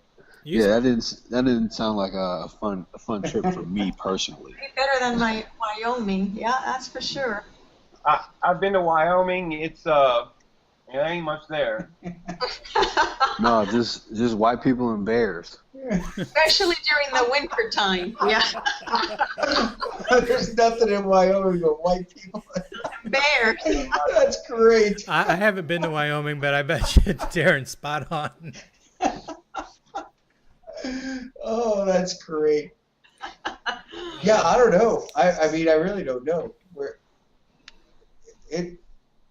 Without having sat down and done the math, I don't know where. I don't know where we go. I mean, we keep going up, but I don't know where it stops. Well, I mean, Charlie's right in the sense that the commodities have been getting crushed. Crude oil's been getting crushed. Gas is coming down. But it's all due to a strong dollar. But then at some point, I mean, I would think that has to weigh on these multinational companies, though, in the S&P 500. Hey, we have a new person joining us on the chat. He is he's a member from the day trading radio community, and he goes by the profile name of Gas, Gas. Gas. So speaking who's saying uh-oh? So speaking of commodities, Gas joins us. Good evening, Gas. Welcome to the round table. Yes, sir. I missed the beginning, so I'm not sure where you guys are at. Well, we were talking about the U.S. dollar, and Darren asked a question to us: if it sustains this drive up, is it at some point going to have an effect on the equity market? Well, usually you would think that there's a negative correspondence between stock prices and the dollar. As the dollar gets cheaper, stock prices should go up. But we're seeing the opposite, right? They're both going up. Right. And I think it's a safe haven play. I put it in the chat actually a second ago. Sort of like. In other words, with the unrest and the uncertainty, the capital is flocking to the U.S., whether it be equities or the dollar. So that's why they both can go up. But why, Jim? Why would they not put those in even safer and go with treasuries or something like that? Because the uncertainty. I mean, you've always got uncertainty and risk in the stock market. Well, you can trade, treasuries and make what 0.00004%. Right. You're not going to make anything on it, but I guess that makes sense. But Jeff, even that correlation has not been the same for the last 5 years. Stocks and bonds have all gone up together, and just now with the hint of QE reductions and the hint of potential interest rates is where you're seeing bonds pull back along with the commodities, and the market still hanging in there. Yeah, what I've seen a lot of action is in the futures, which is I've been the most active in lately. It's really been an unbelievable 6 months. I mean, just look at today. I don't know how many futures traders are tuning in, but after the Fed announcement, I mean, the market looked like it was going to fall to zero, right? Right. And the move was to buy. Right. And then they pulled it out from underneath you into the close. Yeah, well, that worked out actually too. but that's typical FOM. Actually, let me talk a little bit about that. In the last year, I think it's been, they created a new session of trading from, the market normally closed at 4:15 and then didn't reopen again until 6 p.m. Yeah. And what happened was the margin departments were having trouble with their people that were on margin call. So they created this new session from 4:30 to 5:15. I'm talking all Eastern daylight time now. Right.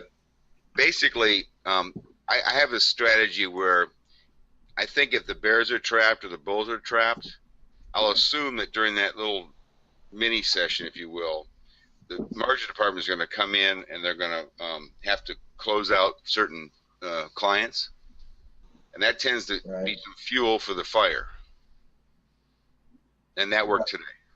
Right. It doesn't work every day, but it worked today. Right. So you got to figure out when the heavy margin call days are then.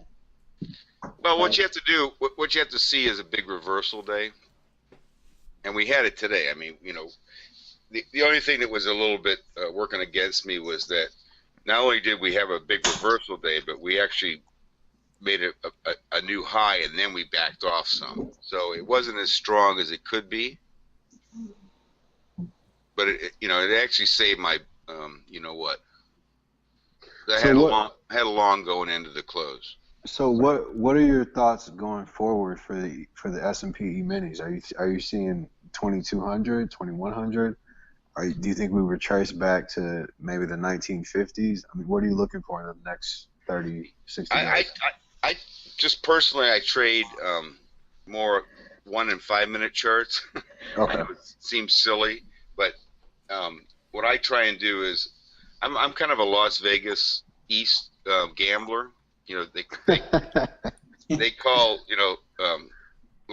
standard Las Vegas West, and Wall Street Las Vegas East. What I try and do is I try and do the parlay thing where, I start off and I try and build up some house money. And once I have a little bit of house money, then I can, get a little heavier and a little bit heavier. And I try not to assume where the market's going to be in 2 hours even. Okay. Got it. So, what that allows me to do is to be right and wrong, right? In other words, I can start off with a small position. I can add to it. I can bail. I have some options, right? Right. Where I find my biggest mistakes have been where I just got huge and said, well, I'm just going to scale out from here. Well, next thing I know, I'm like, holy, what did I do, Yeah, no, that makes sense. Do you use any indicators? Do you use market profile? Like, what do you use to assist your trading? I actually have a indicator that I wrote for TradeStation that it's basically relative extreme highs and lows, and I trade off that. Oh, okay. So it's something I have that you don't. It's a joke. Oh. You're supposed to laugh now. And basically, you could put it on different time frames, and sometimes I'll hedge it. I'll look at it on a smaller time frame and a little larger time frame. But if you look at this indicator on, let's say, a 60-minute chart, there's one trade for the day sometimes. Right. In other words, it has to move. The NQ has to move 20 points for you to be, in the zone, if you will. Well, that doesn't work for me. I mean, I have, a certain amount of work to do. It sounds like you're trading a system that you've kind of developed. Do you discretionary trade a little bit with that hedge, or?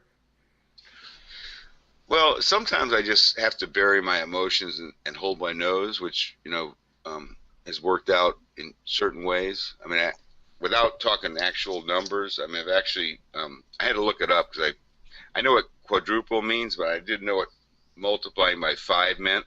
But I've actually increased my account by a factor of 5 this year.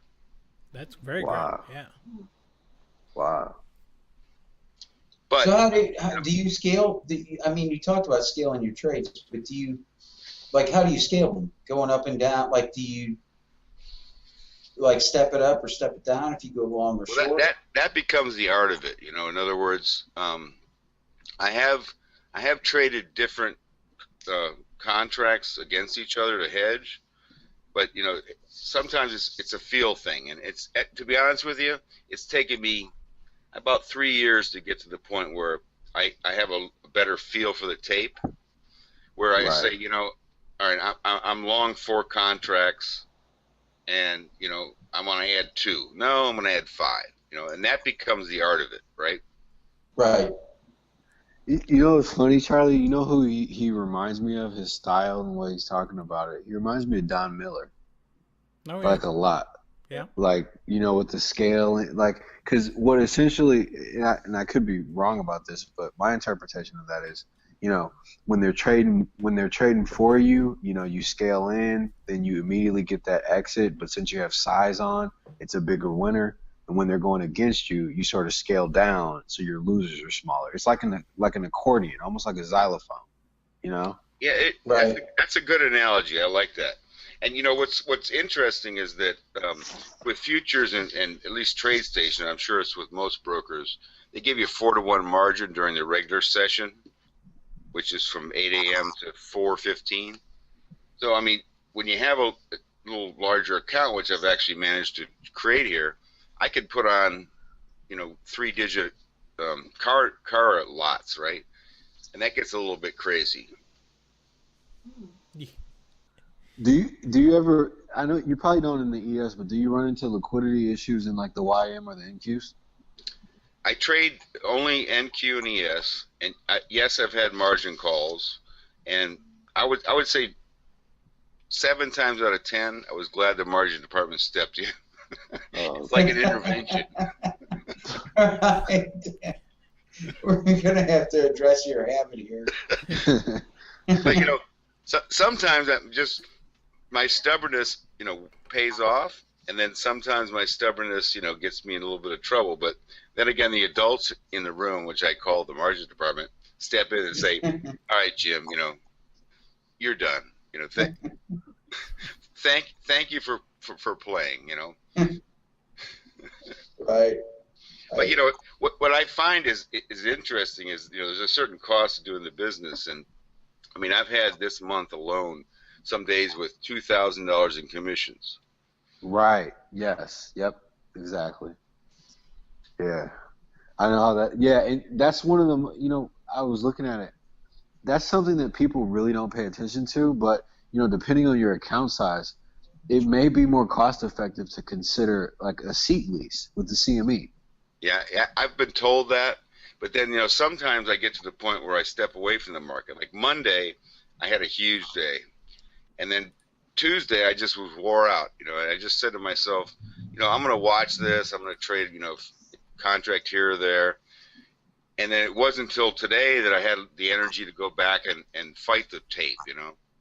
Because it's a battle. I mean, you're trading against the best traders in the world right here. I mean, this is not amateur. There's not a Bush League and a JV, and then you're trading against the best traders in the world. What's your Jim? Do you have you got your high frequency trading network set up? Well, I don't know if it's a high frequency. I mean, it's for me sometimes it seems like it, but. I would say my average trade is about 20 minutes or 30 minutes, or obviously I have those 1 minute trades, which makes me smile and giggle. But sometimes I'm 2-3 hours. Sometimes I swing for a day or two. Right. Because one thing I found is that your overall performance, which is what all this is about, right? Right. It's about not taking frequent losses. And that's what smokes you, because that's your capital. Right. And it starts getting chewed away.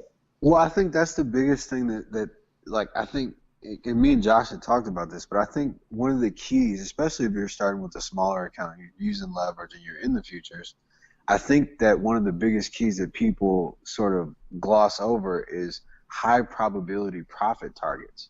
Just take the money. The more you can win and accumulate small wins, it's better than swinging for the fences every time. Right, exactly. Hey, start hitting singles and doubles. Yeah, singles and doubles all day. You don't have to. The grand slam may come once in a while, but you know what? You keep hitting base hits, and you're going to put runs on the plate.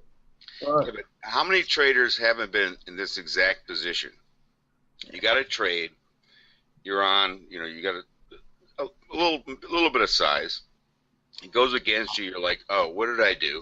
And all of a sudden it turns for you, and you say, oh, I'm going to put this profit target out there. It runs up there. It hits it. You're as proud as a peacock. And then it runs 3 times more. Then you hate yourself, right? Right. Isn't that trading? That is trading. But I tell you what, there's been so many times, especially when I first started trading, where you get 4 points in the bag, and that damn ES reverses 10 points against you, to where you learn very quickly to take your money and get it off the table. Is it Darren speaking now? Yes, this is Darren. Hey, Darren, where are you, buddy? I'm in Dallas, nice. Texas. I like Texas.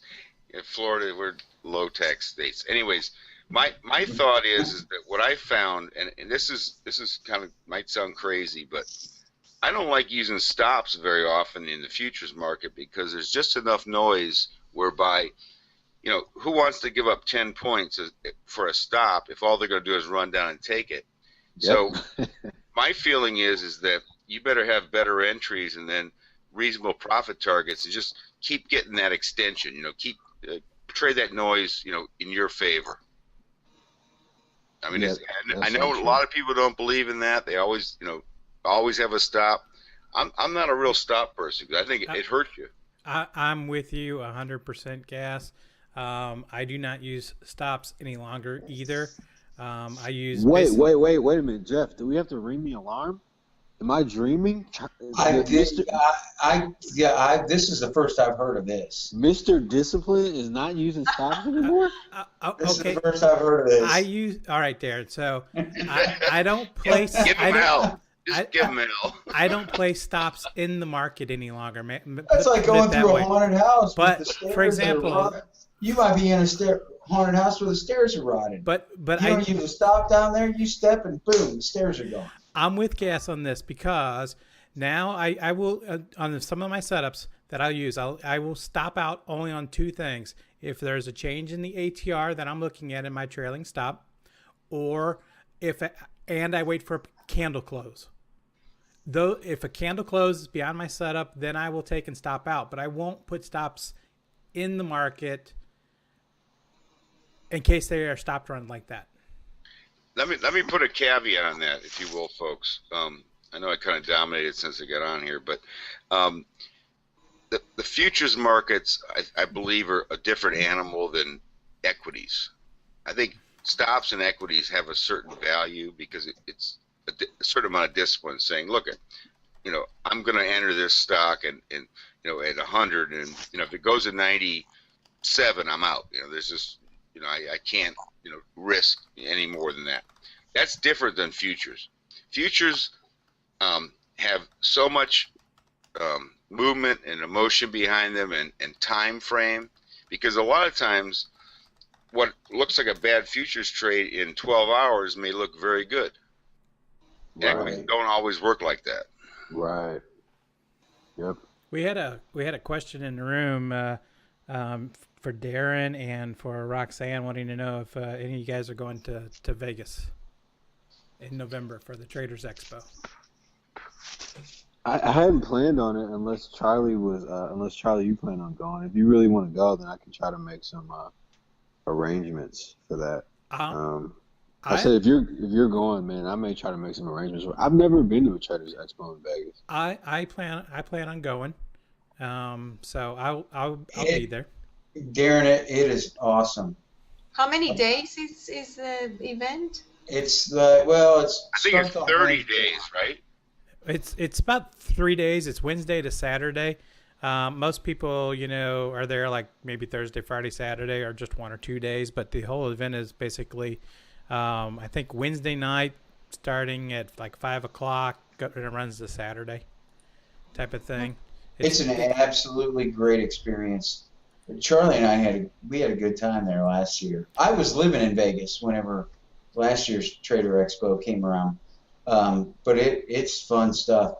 And really, it's not like, you know, we joke around about what happens in Vegas, all that stuff. But there is so much educational opportunity when you go to that. And Charlie and I hit so many different presentations and stuff, got so much information out of that, met so many people and made contacts. It's absolutely phenomenal. I mean, we had a great time. That's the best part of it, is just meeting people. Right. But still, what happens in Vegas stays in Vegas. In Vegas. Well, right. Well, sure. That rule, Josh, that rule always holds true. All right. No matter what you're in Vegas for. It always holds true. Roxanne, I told you that I would be coming out. I told you to get up there. Come up there and see us. I might go. Actually, it will be my first experience. So You're not that far. You're closer than the rest of us. Darren. That's correct. Yeah. Darren's gonna get us a penthouse. No. Right. At the Playboy Casino. It seriously is. It's a really fun experience, and just to go wander around, and you know, I was just happy. Charlie and I went up to the little, what would you call that, Charlie? We got Investors Business Daily. Where did you guys Every stay day. at? Where did you stay at? Which hotel? We stayed at the All-American Fabulous Flamingo. Flamingo. We were right across the street, though. That room, I mean, the Flamingo is not bad, and all we had to do is get up and walk across the street. Oh, awesome. Great. Yeah, Okay. it was great. We were right across the street from Caesars, and got up and walked across the bridge, and it was a fun time. I basically got free rooms last year from Flamingo, but I'm not having that much success this year.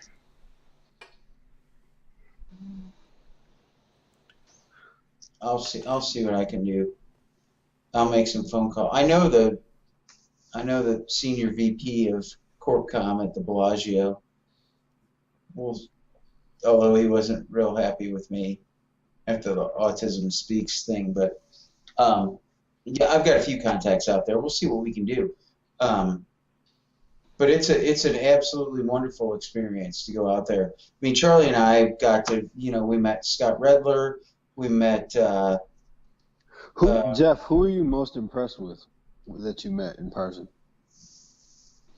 You know what I think? That's a good question, Darren. Scott Redler is he's pretty cool. But Charlie and I went and saw Rob Booker. Oh, my man. That's my man. I love Rob. Yeah, and he did a really, really good presentation. Great. One of a few decent people in the bit. Rob is a great person, man. He absolutely was, and friendly as can be, and all. I really enjoyed seeing his presentation. So we saw him, and then we met the guys from Ninja Trader. We met Michael Thompson from TC2000, and kind of developed some relationships with those guys. We met just a ton of people out there that we've kind of maintained at least a small degree of contact with, and it's great going out there. Well, even then, we also got to see our buddy here in Dallas, Darren Miller. Right. As well as the psychiatric side of trading. Yeah, he does a good job. Well, and Rob Booker does the psychology stuff too, though, right? I don't know if he talks psychology, A little but bit, he doesn't have a degree that Darren specializes in. Right. Yeah. He primarily focuses on forex out there. Yeah. There are a handful of speakers that are worth attending and seeing. Majority of the things you go to, though, it's once you go to the the convention hall and you go in and you tour all the products, there's really not a reason to go back other than to get a free beer or a IBD paper in the morning, because all they're there is to sell you some things. But some of the presentations are definitely worth hearing, and they're free. But importantly is just meeting other traders. I mean, like, for example, Vicus there, and I met at the Las Vegas Expo a couple years ago. Would not have met Vicus through that. We wouldn't have a fantasy football with all the people that we have in it that are all traders. How things worked out, it's weird. Wow. And see, you wouldn't have been able to play Charlie in fantasy football then, Darren. Yeah. Charlie just took a loss this past week, so. I thought he was going to whip you. Yeah, it didn't happen. Look at that. Yeah, well, he whipped me the first week, so we can just toss the fantasy football stuff aside. Yeah. Hey, Gas, I wanted to ask you a question, because you said something that's pretty interesting to me. You said you trade against the best traders in the world. And, we were having this conversation a while back in Dallas, and another trader said to me that he felt like, why would a beginning trader choose the ES? And my response was sort of the opposite, that I felt like the future space was really the last vestige of opportunity for the beginning new trader. Like, I felt like the complete opposite. Because I guess I don't buy into the zero-sum game thing. I think that people are doing a lot of different things in the ES, whether it's hedging, portfolio insurance, pairs trading, stat arb. So, I didn't feel like it was just completely zero-sum. So, I mean, do you feel that way about the futures, that it's the hardest and the most challenging? No, not at all. But what I do know is that the leverage is amazing. Right. Right. So this is where the new trader gets trapped. They get caught in the deer in the headlights. The next thing they know, they have $5,000. They put it in an account, and next thing they know, they don't have an account. Yeah. Right. I mean, if you're an honest futures trader, your first year, if you're successful, you're rare. Right. Well, and the thing about that too is, you make the big hit right off the bat, right? With being leveraged like that, and then all of a sudden everything's great, and now you think that you've got it figured out. Well, I will say this: there's a certain advantage to sim trading futures, but the advantage is only limited. It's just to learn how to actually use your platform. Because I did the mistake of I futures traded for sim traded for 6 months, and I was killing it, right? Put in real money. First day I did okay. Second day I got crushed, just crushed. And what I'm trying to say is that if you're not trading real money, right, not the same. No, it's not. I would totally agree. I think that you can test a strategy maybe to see how it works, but I would absolutely agree. That's what back testing is all about. Right, exactly. See if this works, but you can't ever know. I mean, until you get in the game, you can't do it. I mean, that's like throwing a bullpen session and thinking that you can be a closer. Well, right. I would even take it a step further and say that, I mean, unless you're really automated into system building, like, I don't think that's how you make money in like the ES or the NQ. I don't really mess around with the YM, but like, I don't think that's how you make money being rigid anyway. I think the whole key to it is feel.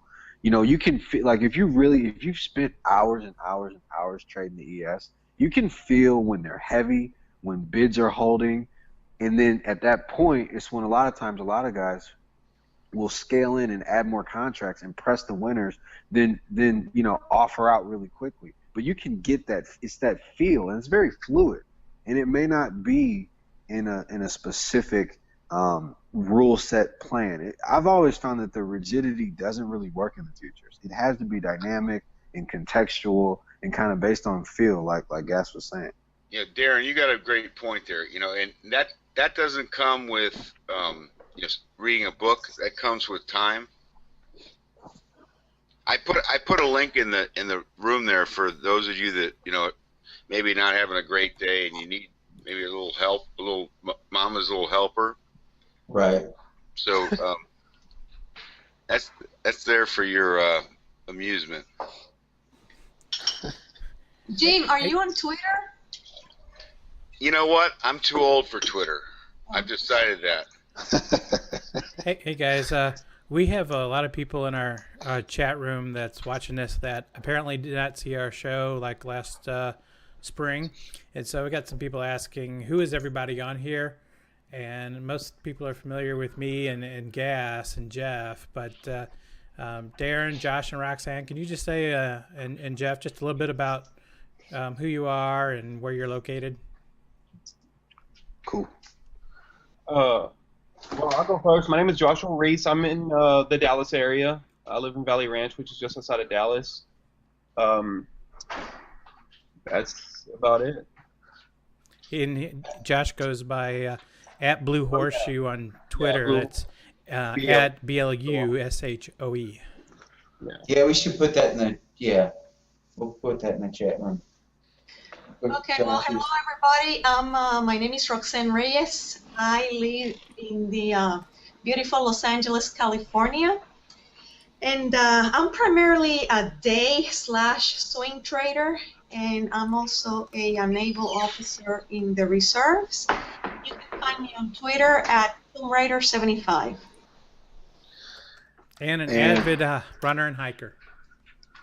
Yes. And what's going on, everybody? I'm Darren Johnson. I'm at Darjon24 on Twitter. I live in Dallas too. I actually live in the city of Dallas. Unlike Josh, I don't live in the suburbs. I live in the city. Right on the border though, between Dallas and Plano. And I've been trading for like it'll be like 5 years now.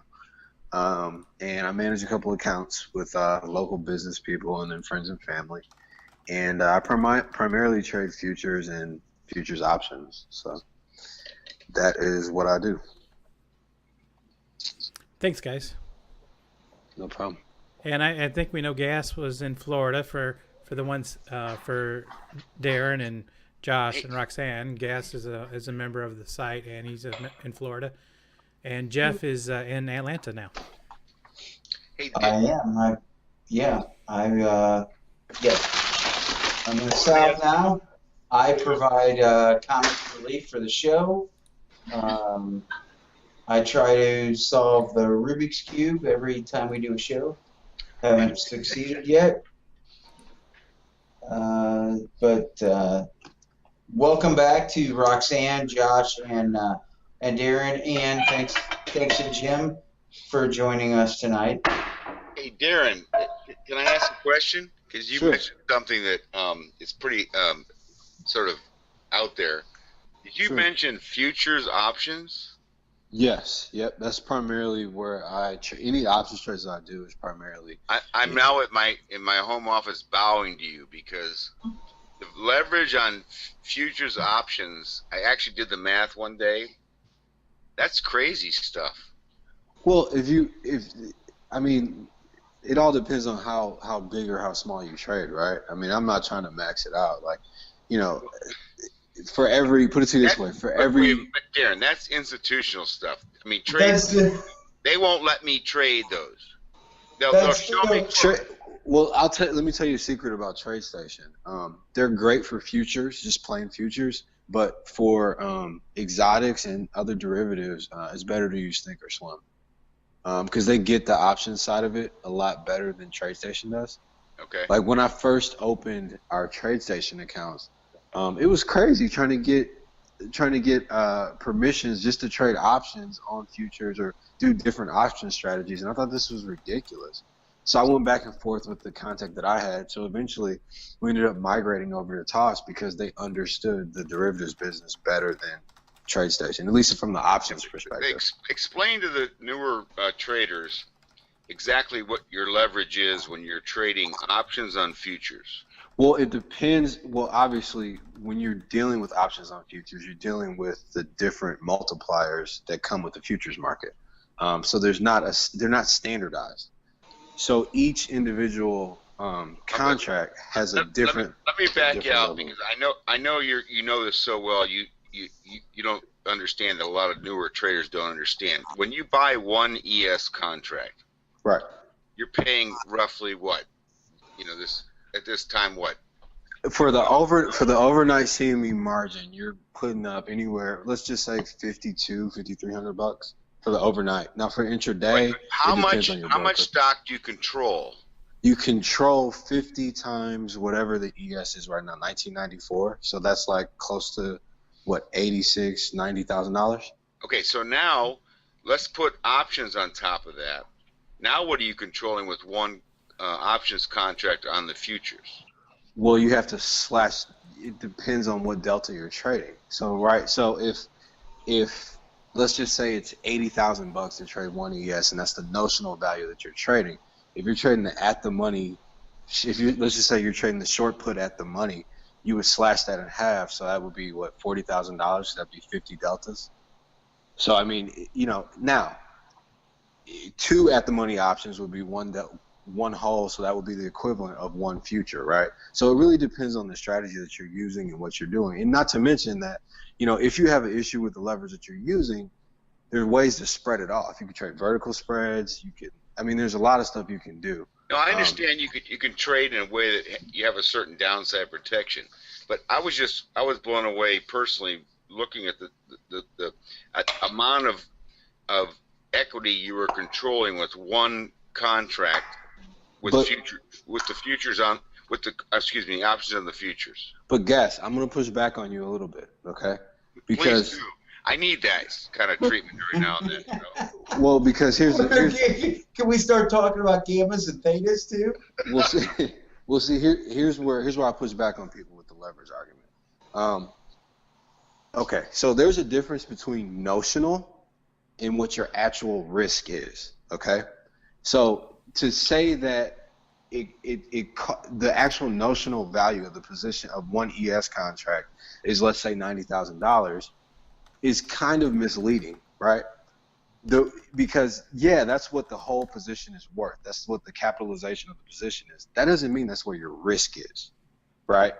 Your risk is probably around the 2 standard deviation mark or the value at risk model that the broker is using. So if overnight the CME is telling you that you need to put up $5,300, that's probably where your risk is per one lot. Yeah, right? And they actually for newer futures or non-futures participants, they do actually adjust that margin requirement not too infrequently. Right, and it can spike up depending on ATRs, depending on some brokers use implied volatility. I mean, they're at liberty to change that whenever they want to. But the fact of the matter is that listen, the broker is not going to take an undefined open-ended risk, right, just to make $2 on your commissions. So I trust that the broker knows where the real risk is, and that's the margin that you're putting up. So I always feel like, when people leverage is a good thing. Leverage is what leverage used responsibly is how you get exponential gains. I'm sure you didn't grow your account by a factor of 5 by playing small and playing conservative, right? You use leverage to do what you did. So well, I'm embarrassed to admit sometimes the risk I took on, but yes. Right. But I mean, the risk to me, the risk is the number that you can realistically lose with the 95% confidence interval. That's risk. And I personally don't think that the S&P is going to zero to make you lose $100,000. Yeah. Unlike certain IPO.com whatever's from 2000.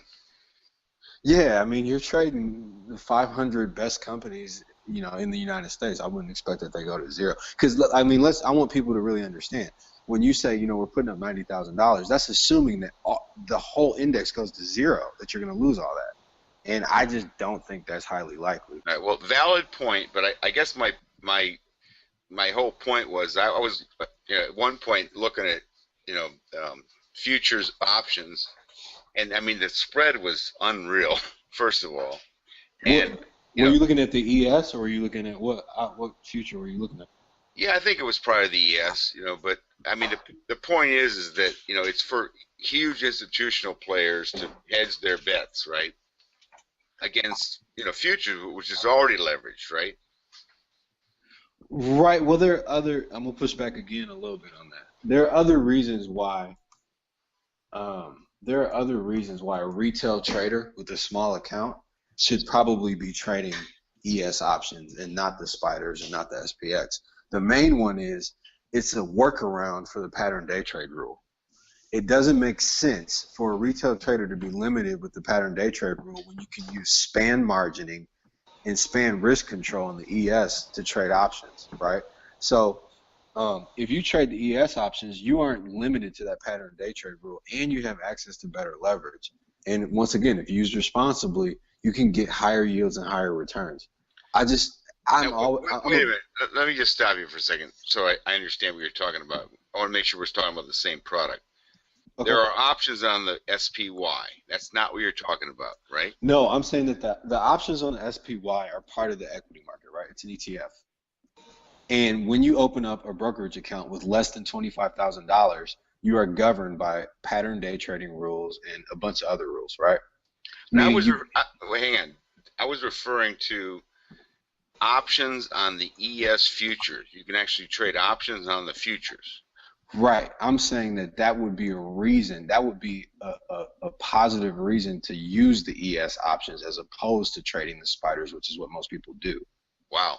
Well, what you sound like to me is an extremely knowledgeable and experienced trader. That, I mean, to me that's just that's gasoline on the fire. But what do I know? Well, I get it, and I understand why people say that, but like say okay, let me give you an example. Say you put on a trade. Say let's make it really simple. Let's say you sell a put option in the spiders, and the spiders go up 1%. Okay, you sell an option for $1. By the end of the day, it's down to 40 cents. Okay, so you want to buy back your option and make the 60-cent profit that you sold on the short option. Okay. If you are out of day trades, meaning so you get 3 day trades within a 5-day cycle, I think that's what it is. If you were on your last day trade, you would have to hold that position overnight. Say you come in the next morning and the spiders gap down 1%. Okay? You've been locked into that trade.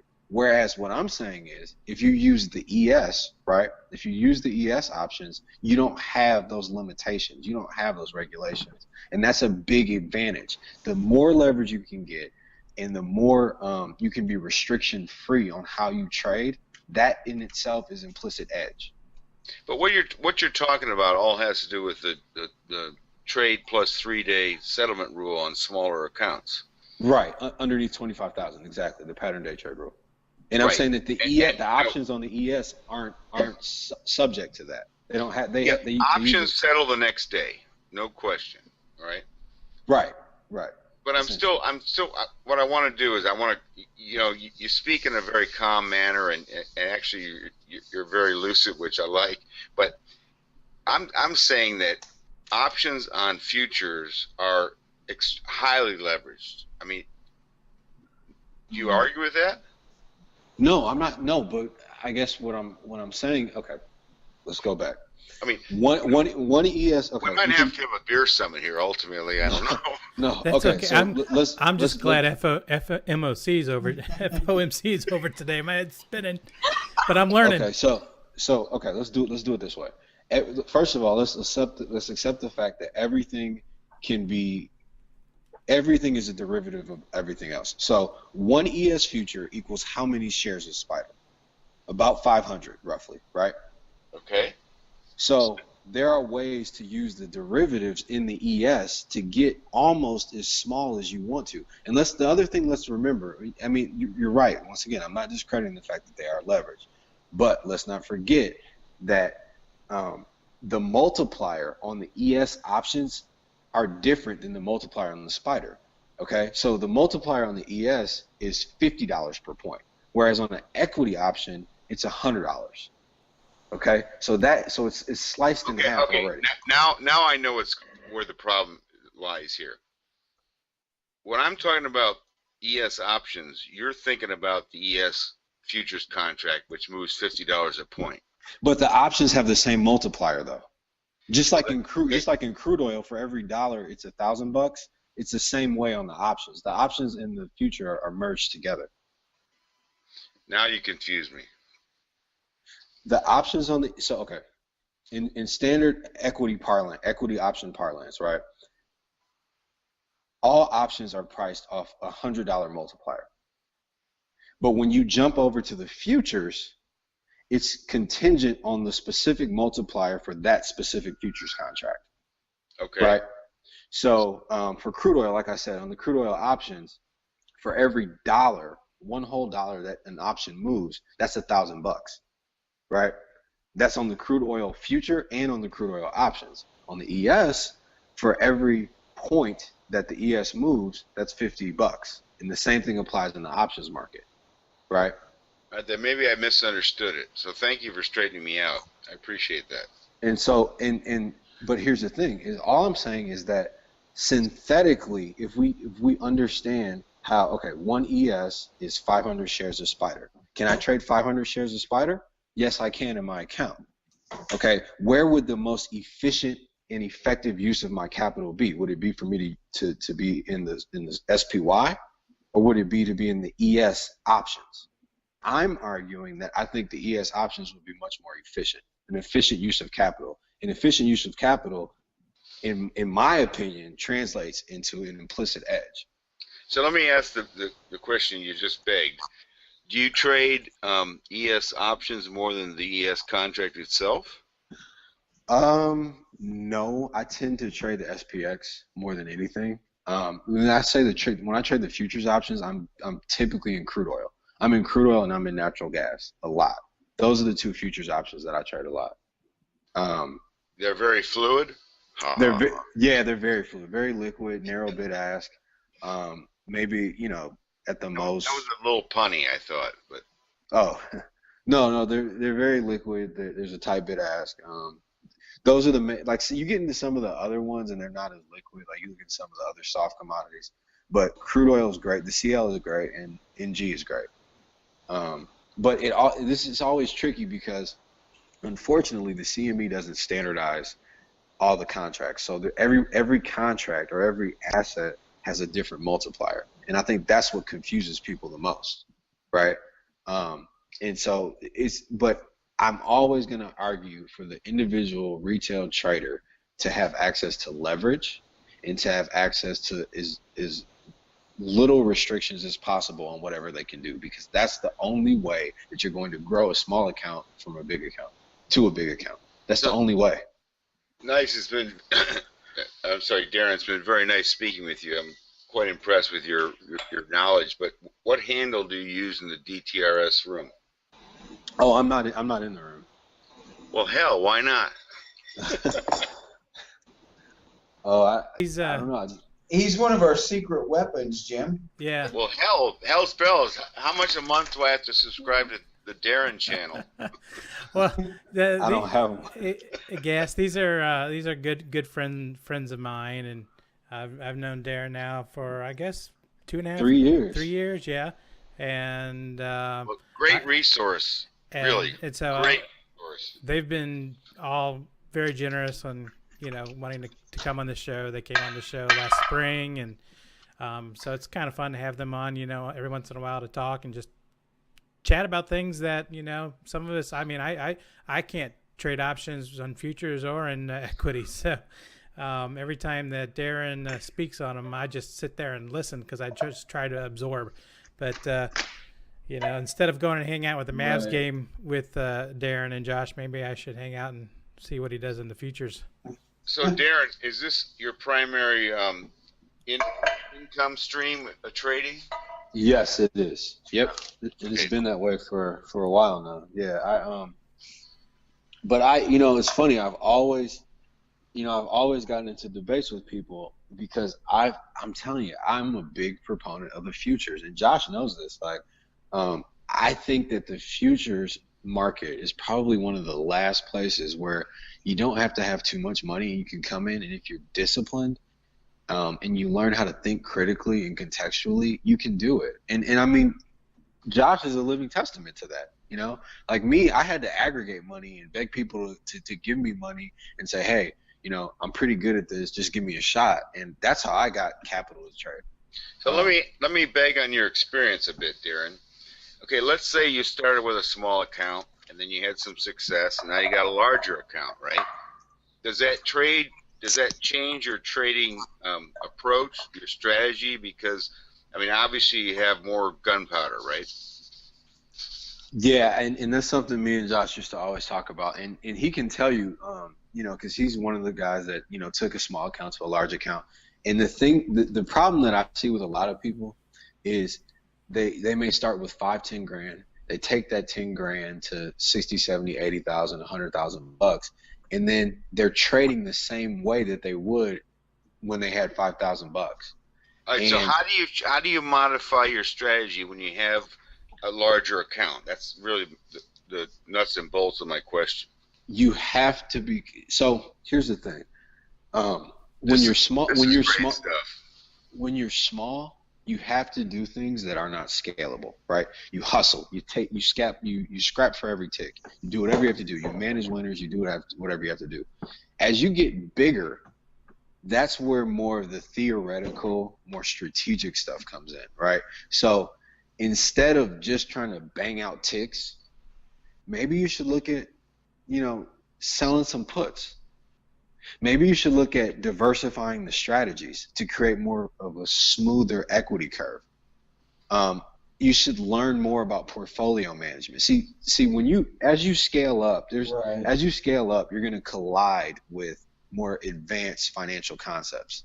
And that's where a lot of people struggle, right? Is they're used to gaming, they're used to banging out ticks, they're used to, battling it out in the ES. And when you get to a certain point, you don't have to do that to make money.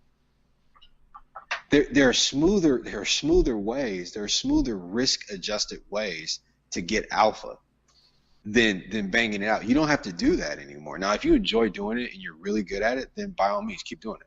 But my only point is that there are other ways. There are a whole lot of different strategies. Well, Darren, you actually bring up a very good question in my mind. Is that at what point do you say, okay, what I would need to do is I no longer need to have one account that can only be long or short, one contract or one individual futures contract. When do I need to have multiple accounts so I can trade against each other? I can be in one account long and in the next account short. I would say that you don't need to do that at all. I would say that having separate accounts is a good idea, but separate your accounts based on the different strategies. So like you have one account that you're going to be using a lot of leverage, you're going to be pushing the accelerator, so that's your futures account. Then you have another account that is more conservative, where you sell puts on dividend stocks and you make them assign you.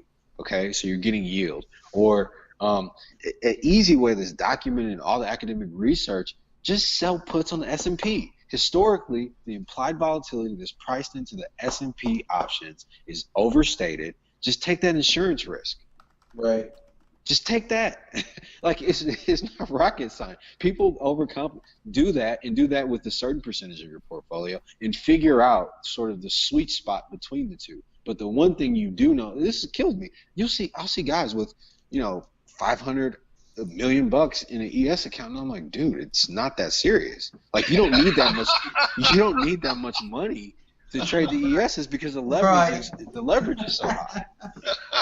Yeah, I just bought 1,000 shares, one tick lower. I'm going to buy 2,000 if it drops 2 more ticks.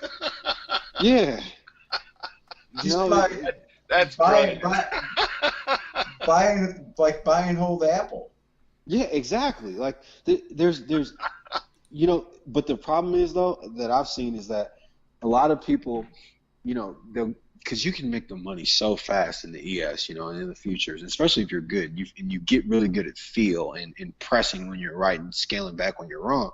But the problem is that you can outgrow that. You can get to a point where that's not scalable anymore.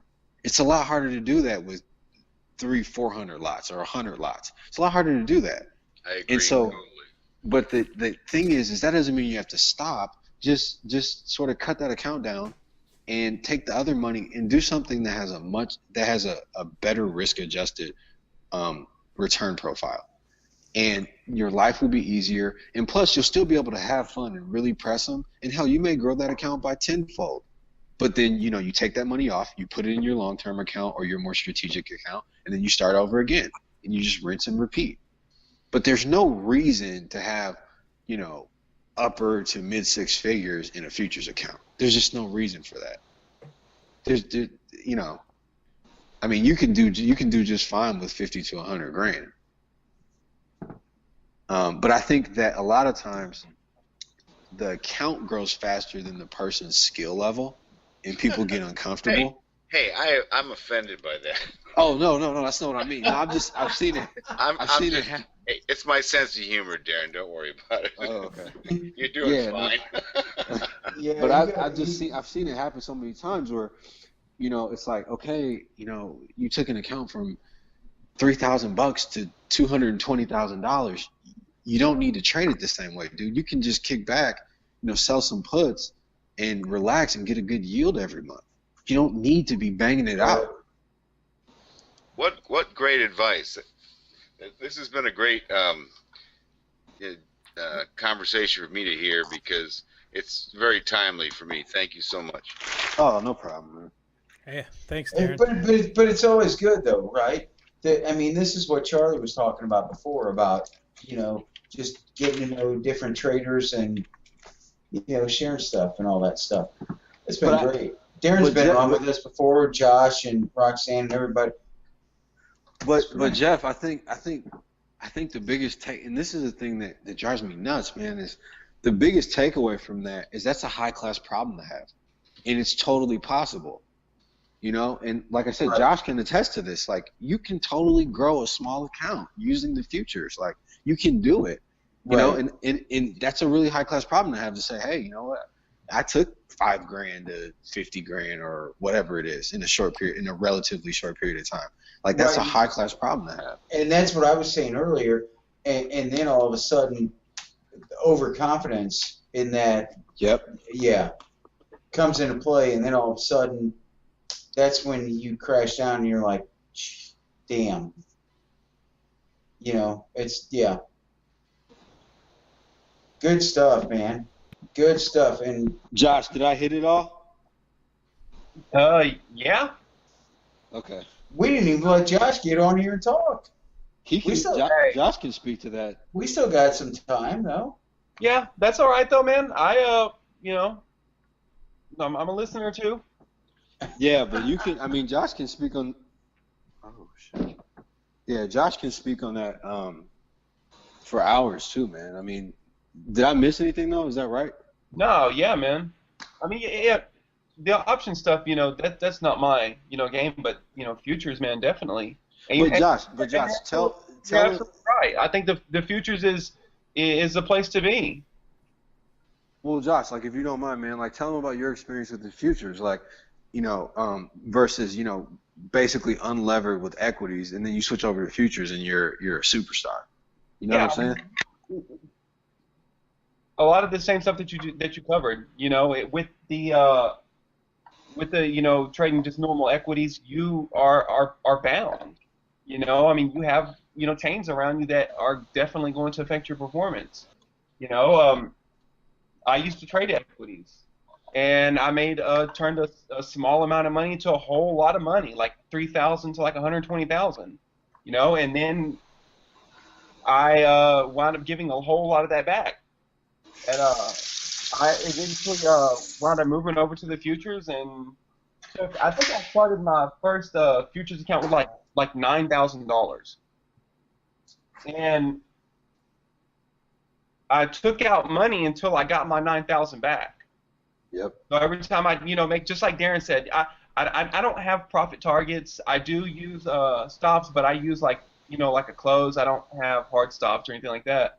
But yeah, once I could, you know, took out my $9,000 back, then I just started leaving it in there, you know, because the way that I look at it, it's not my money, and it's a whole lot more now. But I don't think that you'd be able to do that type of stuff with equities. Definitely not the way that, you know, I was, you know, trading. If you just like what Darren was saying with the pattern day trading rule. You know, if I'm getting the YM because I like a good signal with the ES just the other day, I mean, I was, you know, noticing this. You know, you turn around the next day, the ES is up 17 points. I'm out. Right. You know, I'm taking my money and running. But you might not necessarily be able to do that with an equities account because you might be on that line. Yeah, you know, I was listening to a guy, Jeff. I was listening to a guy on an interview who was a trader for long-term capital management. And oh boy, okay. Yeah, but he said something that was really, really, really wise. And, you know, basically the person interviewing him said, well, what was your edge in the strategies you guys were using? And he said, well, to be honest with you, our edge was that we had to put up basically no margin, and we could do whatever we wanted. And I thought, and I went back to the drawing board and I thought about that. I said, wow, that's really smart. Because it's true, when you think about a lot of the reasons why people, I don't want to say fail, but people struggle or people lose money and end up failing is because of a lot of these restrictions that are put in place and a lot of the not paying attention to their commission fees. There's a lot of reasons why you have all these obstacles in the way of profitability. Right. Exactly. And the more of those obstacles you can remove, the better your trading life will be. But you know what I would use as an analogy to that, I guess, is like with like with a cell phone contract. You don't realize the taxes and all this crap you're paying on it whenever you buy it, right? And you think you got this great deal. Next thing you know, your bill's like twice what you thought it was going to be because you're getting taxed, and there's this fee and that fee, and it's the same way. And people think that they're trading, and they don't understand that you could have a margin call. You're going to have a service fee. People don't get that, and all of a sudden their profits start getting chewed up. Yeah. Yep. Well, it's interesting that you guys were kind of chit-chatting about trading with a small account, because one of the segments that we were going to do tonight after this Traders Roundtable was a segment on how to trade smaller accounts and some tips and things that you need to do, which is on the saving commission side of things. I'm shocked to find out how many people who will have a small account but will pay $9.95 for a trade when they could be paying cents on, paying by shares over that. Right. So it's too late for us to get into it tonight. So Jeff and I will cover this topic again next week on our show, and just get in very specific about some of the things that you can do with a small account that will put things into your advantage a little better. Yeah, and I mean, you listen to Gas talk about how he had $2,000 in commissions or whatever. I'm telling you, when you can act without having to worry about the commissions as an obstacle. So let's just say they're going against you. You don't care about what your entry price is. You just want to liquidate. You can do that and get back into the trade and not have to worry about commissions being a huge hurdle on your profitability. But your job, your part of your business is to get those costs as low as possible and be ruthless about it. Right. Yeah, Darren, and along those lines, I think Joshua and Charlie had signed up with this service that provided free, it was free commissions. Whatever happened with that? Robinhood? Yes. I don't know where I'm at. I haven't. I don't know, Charlie. You heard anything about that? I signed up for that too, but I haven't. You were way in front of me. Yeah, I checked this I haven't checked mine in a while. I checked this last week, and I was still like number 1,700 in line, and at the beginning of summer I was 1,900. So I haven't moved much in the last 4 months. You've got to promote in order to get an account. You got to keep promoting it and sharing a link and have others sign up. That's the only way it seems like it moves you forward in the line. And I just haven't done promoting. I promoted to get me down to 1,900, and I thought, well, from here I ought to, within 3 or 4 months get in. But I haven't got in, and of course I want to check it out to see what it's like. But yeah, you're hell of a lot closer than I am. I think I'm still about 210,000. Oh my goodness. Whew. Yeah. I'm trying to find out where I'm at right now. I was a good ways back there. My spot. Let me see. My spot in line now is 1,763 people ahead of me.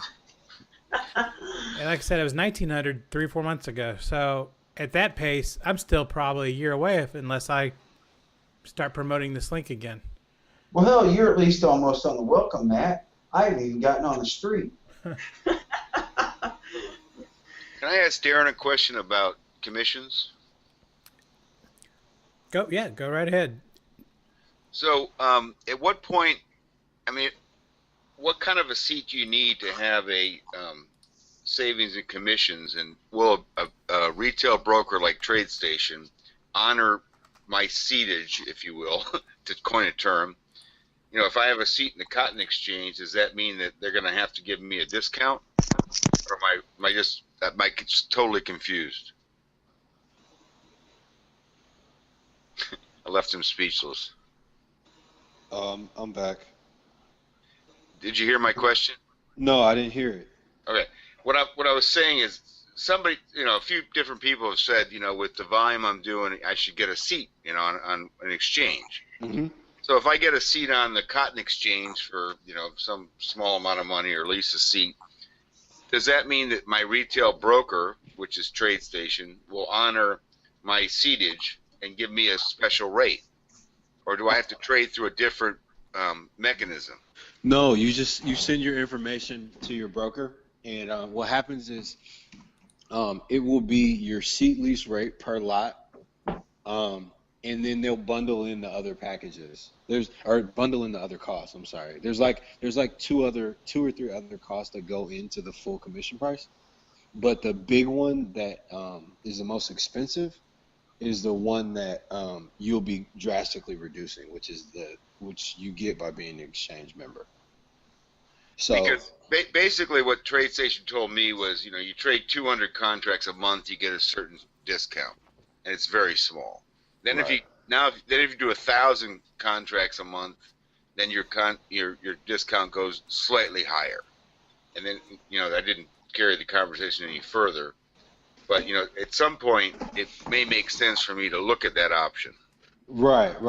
No. All I was saying was that so if you look at the fee breakdown on what you're being charged per trade, right. There's the way you drastically reduce the whole package fee, because it's like a bundle fee. It's not just like exchange fees. There's other stuff in there.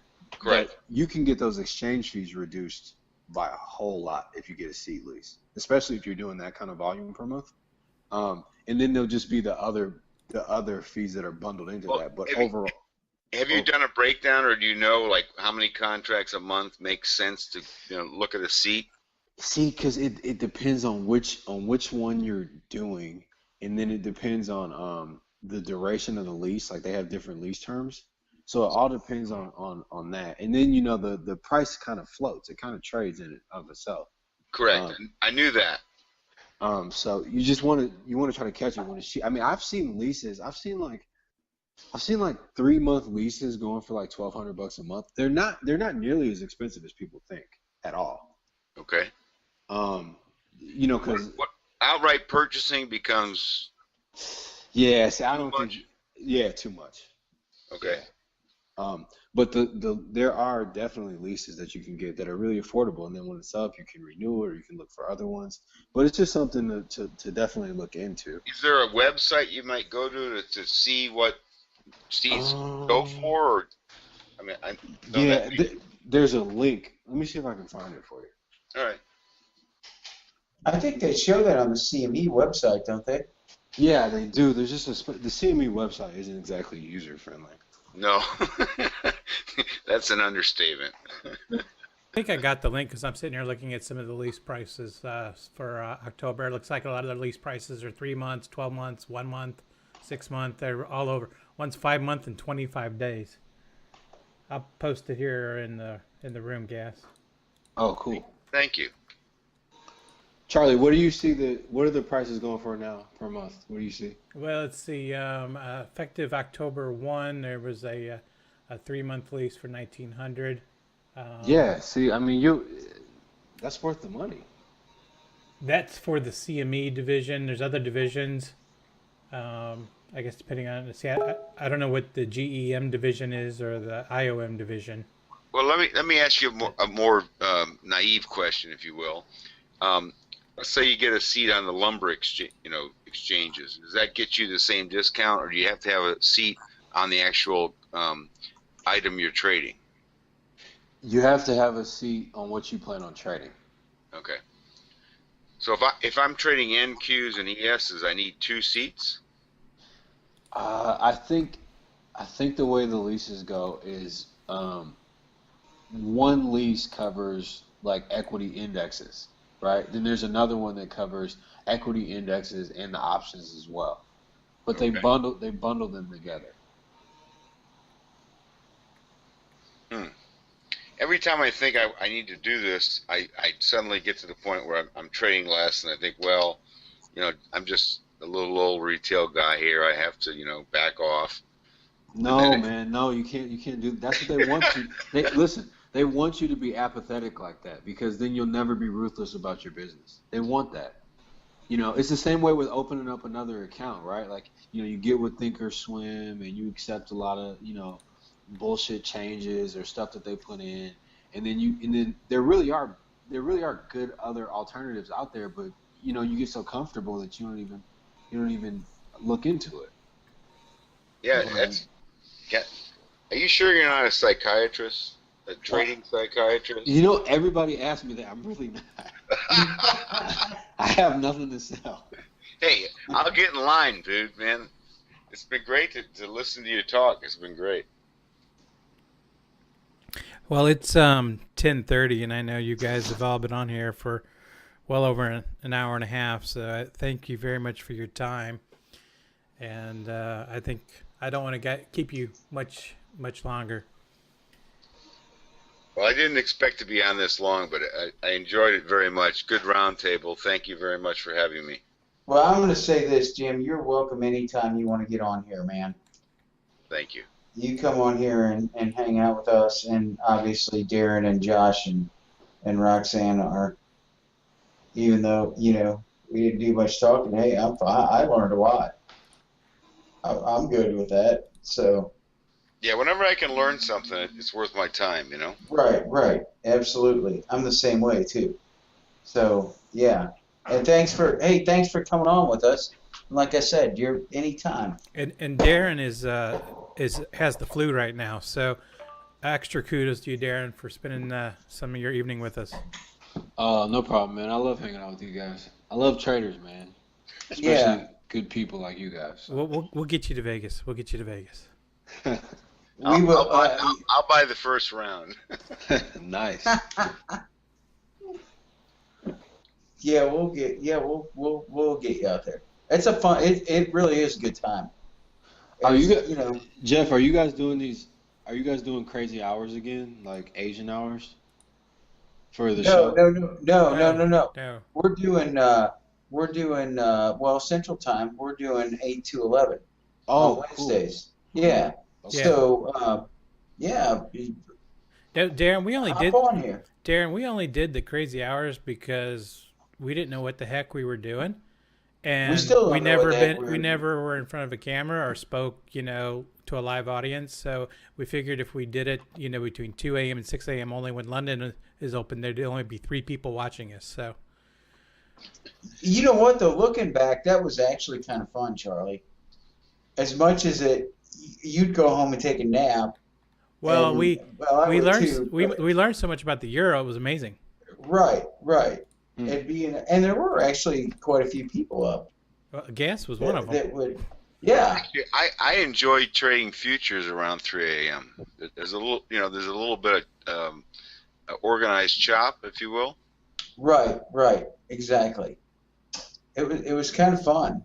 You know, you kind of have that feeling of everybody else is asleep and I'm up here doing something. Well, I have that feeling every day in the bonds because we're trading the bonds before the market ever opens. Right. It was fun. I like doing the overnight show, but you know, I wasn't. You know, my schedule was a little different then too, and so it wasn't a big deal. And you know, your schedule was a little different too, Charlie. So, but it's fun. I love doing this stuff. I love talking markets. I love learning stuff. And, you know, hopefully here or there I can throw in a smart-ass comment, which is about what I've got to contribute. And a little bit of, I'd like to think after almost having a master's degree, I'd contribute a little more. But, you know, and down the road, I think I probably will. I would hope. I even had my spreadsheet up. Yeah, Jeff is our financial fundamental dude. Nice. An expert coder, don't forget. Oh yeah. I can write a little code. I was looking at, you know what I was looking at, speaking of the airline sector, I was looking at Delta. They don't look too bad fundamentally. So Jeff, what do you code in? I have coded extensively in Visual Basic, but I've done it, and based on my coding experience, I can do it. I took a class in because I was doing a double major in business school for finance and information systems. So I know object-oriented programming. So I've done that. For NinjaScript, I've been working on trying to figure out C#. I've written SAS code. I've done, what else have I done? But have you done coding for trading? I'm working on doing that. I've done a little bit of it for Charlie and I. Yeah. Basically, I've done a fair amount of stuff with Easy Language and the TradeStation platform. Right. I don't know. Now, what language are they? Because NinjaTrader is based on C#, which is what I've tried to start to get acclimated to a little bit more. I do know there's something underneath Easy Language. I'm embarrassed to say I don't know exactly what it is, but right. No. That's fine. It's probably based on C#, but I'm not 100% sure. So yeah, I think most of them are really, but yeah, it's neither here nor there or whatever. It does get to be a puzzle though at sometimes, because you know what you want the behavior to be, and then you write the code and then it doesn't work, and then you try and rewrite it and that doesn't work, and then you try some settings that all of a sudden it works, and now you mentioned Rubik's Cube earlier. I mean, basically, it's like you just solved Rubik's Cube. You got your idea to work on, But you know what the problem is behind that, though, too, at times, is when you don't know how you solved it. I know I fixed the problem, but now I don't know how I fixed the problem. Well, I have an advantage. I have a genius friend that is very fluid in Easy Language. So when I get stuck, I just pick up the phone. I have a better help desk than TradeStation has. So it's just this is the kind of guy I call him up. He's a brain surgeon, by the way. I said, "What are you doing, Doug?" And he says, "Well, I was reading about astrophysics. It's Saturday morning at 10 o'clock, right? I mean, who has an astrophysics textbook open at 10 in the morning on a Saturday?" All right, Charlie, we need to get Jim's information here because we might, he's got apparently good resources. He's very shy, though. Shy? He's opening craniums. How can you be shy and do that? Yeah, he's probably the smartest human being I know. He sounds pretty intellectual to me. Yeah, you go to his house and there's books everywhere. I mean, all the bathrooms are full of books. The kitchen's got books in it. The library's got books in it. The living room's got books in it. I mean, it's a library, honestly. He needs a Dewey system in his house, I swear to God. Yeah, no kidding. The kitchen. Well, he likes to cook, too. He's a master chef. Well, I'm going to hope that the books are cookbooks that are in the kitchen, man. It's okay. He's 6'1", 355 pounds, so, it's King Arthur, Well, I'm not. He sounds like a Renaissance man to me. Yeah, he might have been born in the wrong century. I don't know. He's doing scrambled eggs and looking at a physics book at the same time. Yeah. What's he trying to optimize how to flip the eggs? Well, he laughs at me because I took matrix algebra as a cake course when I was at the University of Michigan, and he keeps telling me how great that is. And I hate to tell him that, what he does is puts me to shame. I feel like a peasant, Hey, look, I know how to write code in TradeStation. That's all right. I open up people's heads while I'm cooking eggs, reading a physics book at the same time. I can multitask.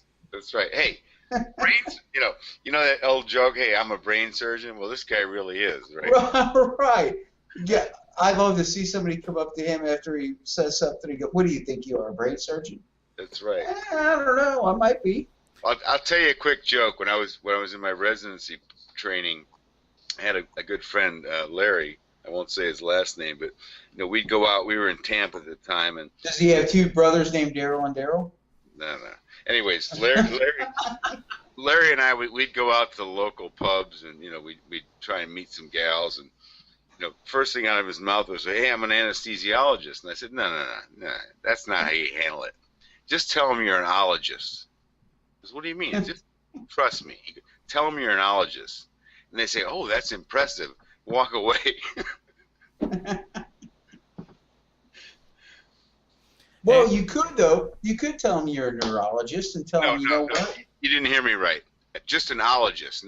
No, like prefix in front of that. So Right. You know, and if they thought that was, you know, pretty cool, then you knew they didn't have any understanding Of what you were talking about, right? Correct. And you get the foot in the door. That got to be our standard joke for the last 3 years of our training period. That we just go out and say we were ologists. What do you do for a living? I'm an ologist. Exactly. Oh, really? Yeah. Really? Wow. That's cool. Holy cow. We'll try that in Vegas. That- See if it works. Now What my thinking was, that's a good idea. Yeah. Charlie, I'll try that. You can tape that. I'll do it. You know, I'll do anything. Yes. But my thing was, you could say you're an anesthesiologist. Hey, I'm an anesthesiologist. I can take all your pain away. And my name is Ugur Thurbina too. For a while there, I had a good time because the patients would say, hey, doc, you know, what are you going to give me? And I said, I'm going to give you the Michael Jackson drug. And then one of my patients said, is that a good idea? Wow. Depends. All right. Time to get me off the air. All right. All right. Thanks, guys, for having me. And I'm gonna sign off. Darren and Josh and Roxanne, everybody in the chat room wants to tell you Right. thank you for your time. And No problem. No problem. I can't tell you how many people you've got in the chat room that spent the last 2.5 hours listening to you guys. So you are helping other people out there. That's Absolutely. Yeah. You guys have been great. All right. Well, thanks, everybody. Enjoyed it. Nice meeting you, Jim. awesome. Cool. Same here. Yeah. All right. Tim, hey, you got to get back on here with us again. Yeah, totally. Fun times. Fun times. All right. Sleep tight, all. Yeah, you betcha. You do the same thing. And we can always drag Darren and Roxanne and Josh on. You bet. Anytime. Just let me know. You guys, Just let me know. you guys are always fun. All right, guys. Absolutely. Well, I'm gonna hit the bed. Get ready to attack the markets tomorrow, and Yes. try to get better. You need it. Yeah, you need to hit the beds, man. You're doing double duty here, getting up or hanging out with us. You gotta be getting your rest, man. Oh man, it's no big deal, dude. I love talking to traders. So it's awesome, especially you guys. Well, But we yeah, certainly- everybody out there though, just remember, man, like nobody's gonna mind your business like you do. So stay on top of that. That's really important. So Good advice. That's very good advice. Very good advice. Well, Darren, thanks again, man. Especially considering you're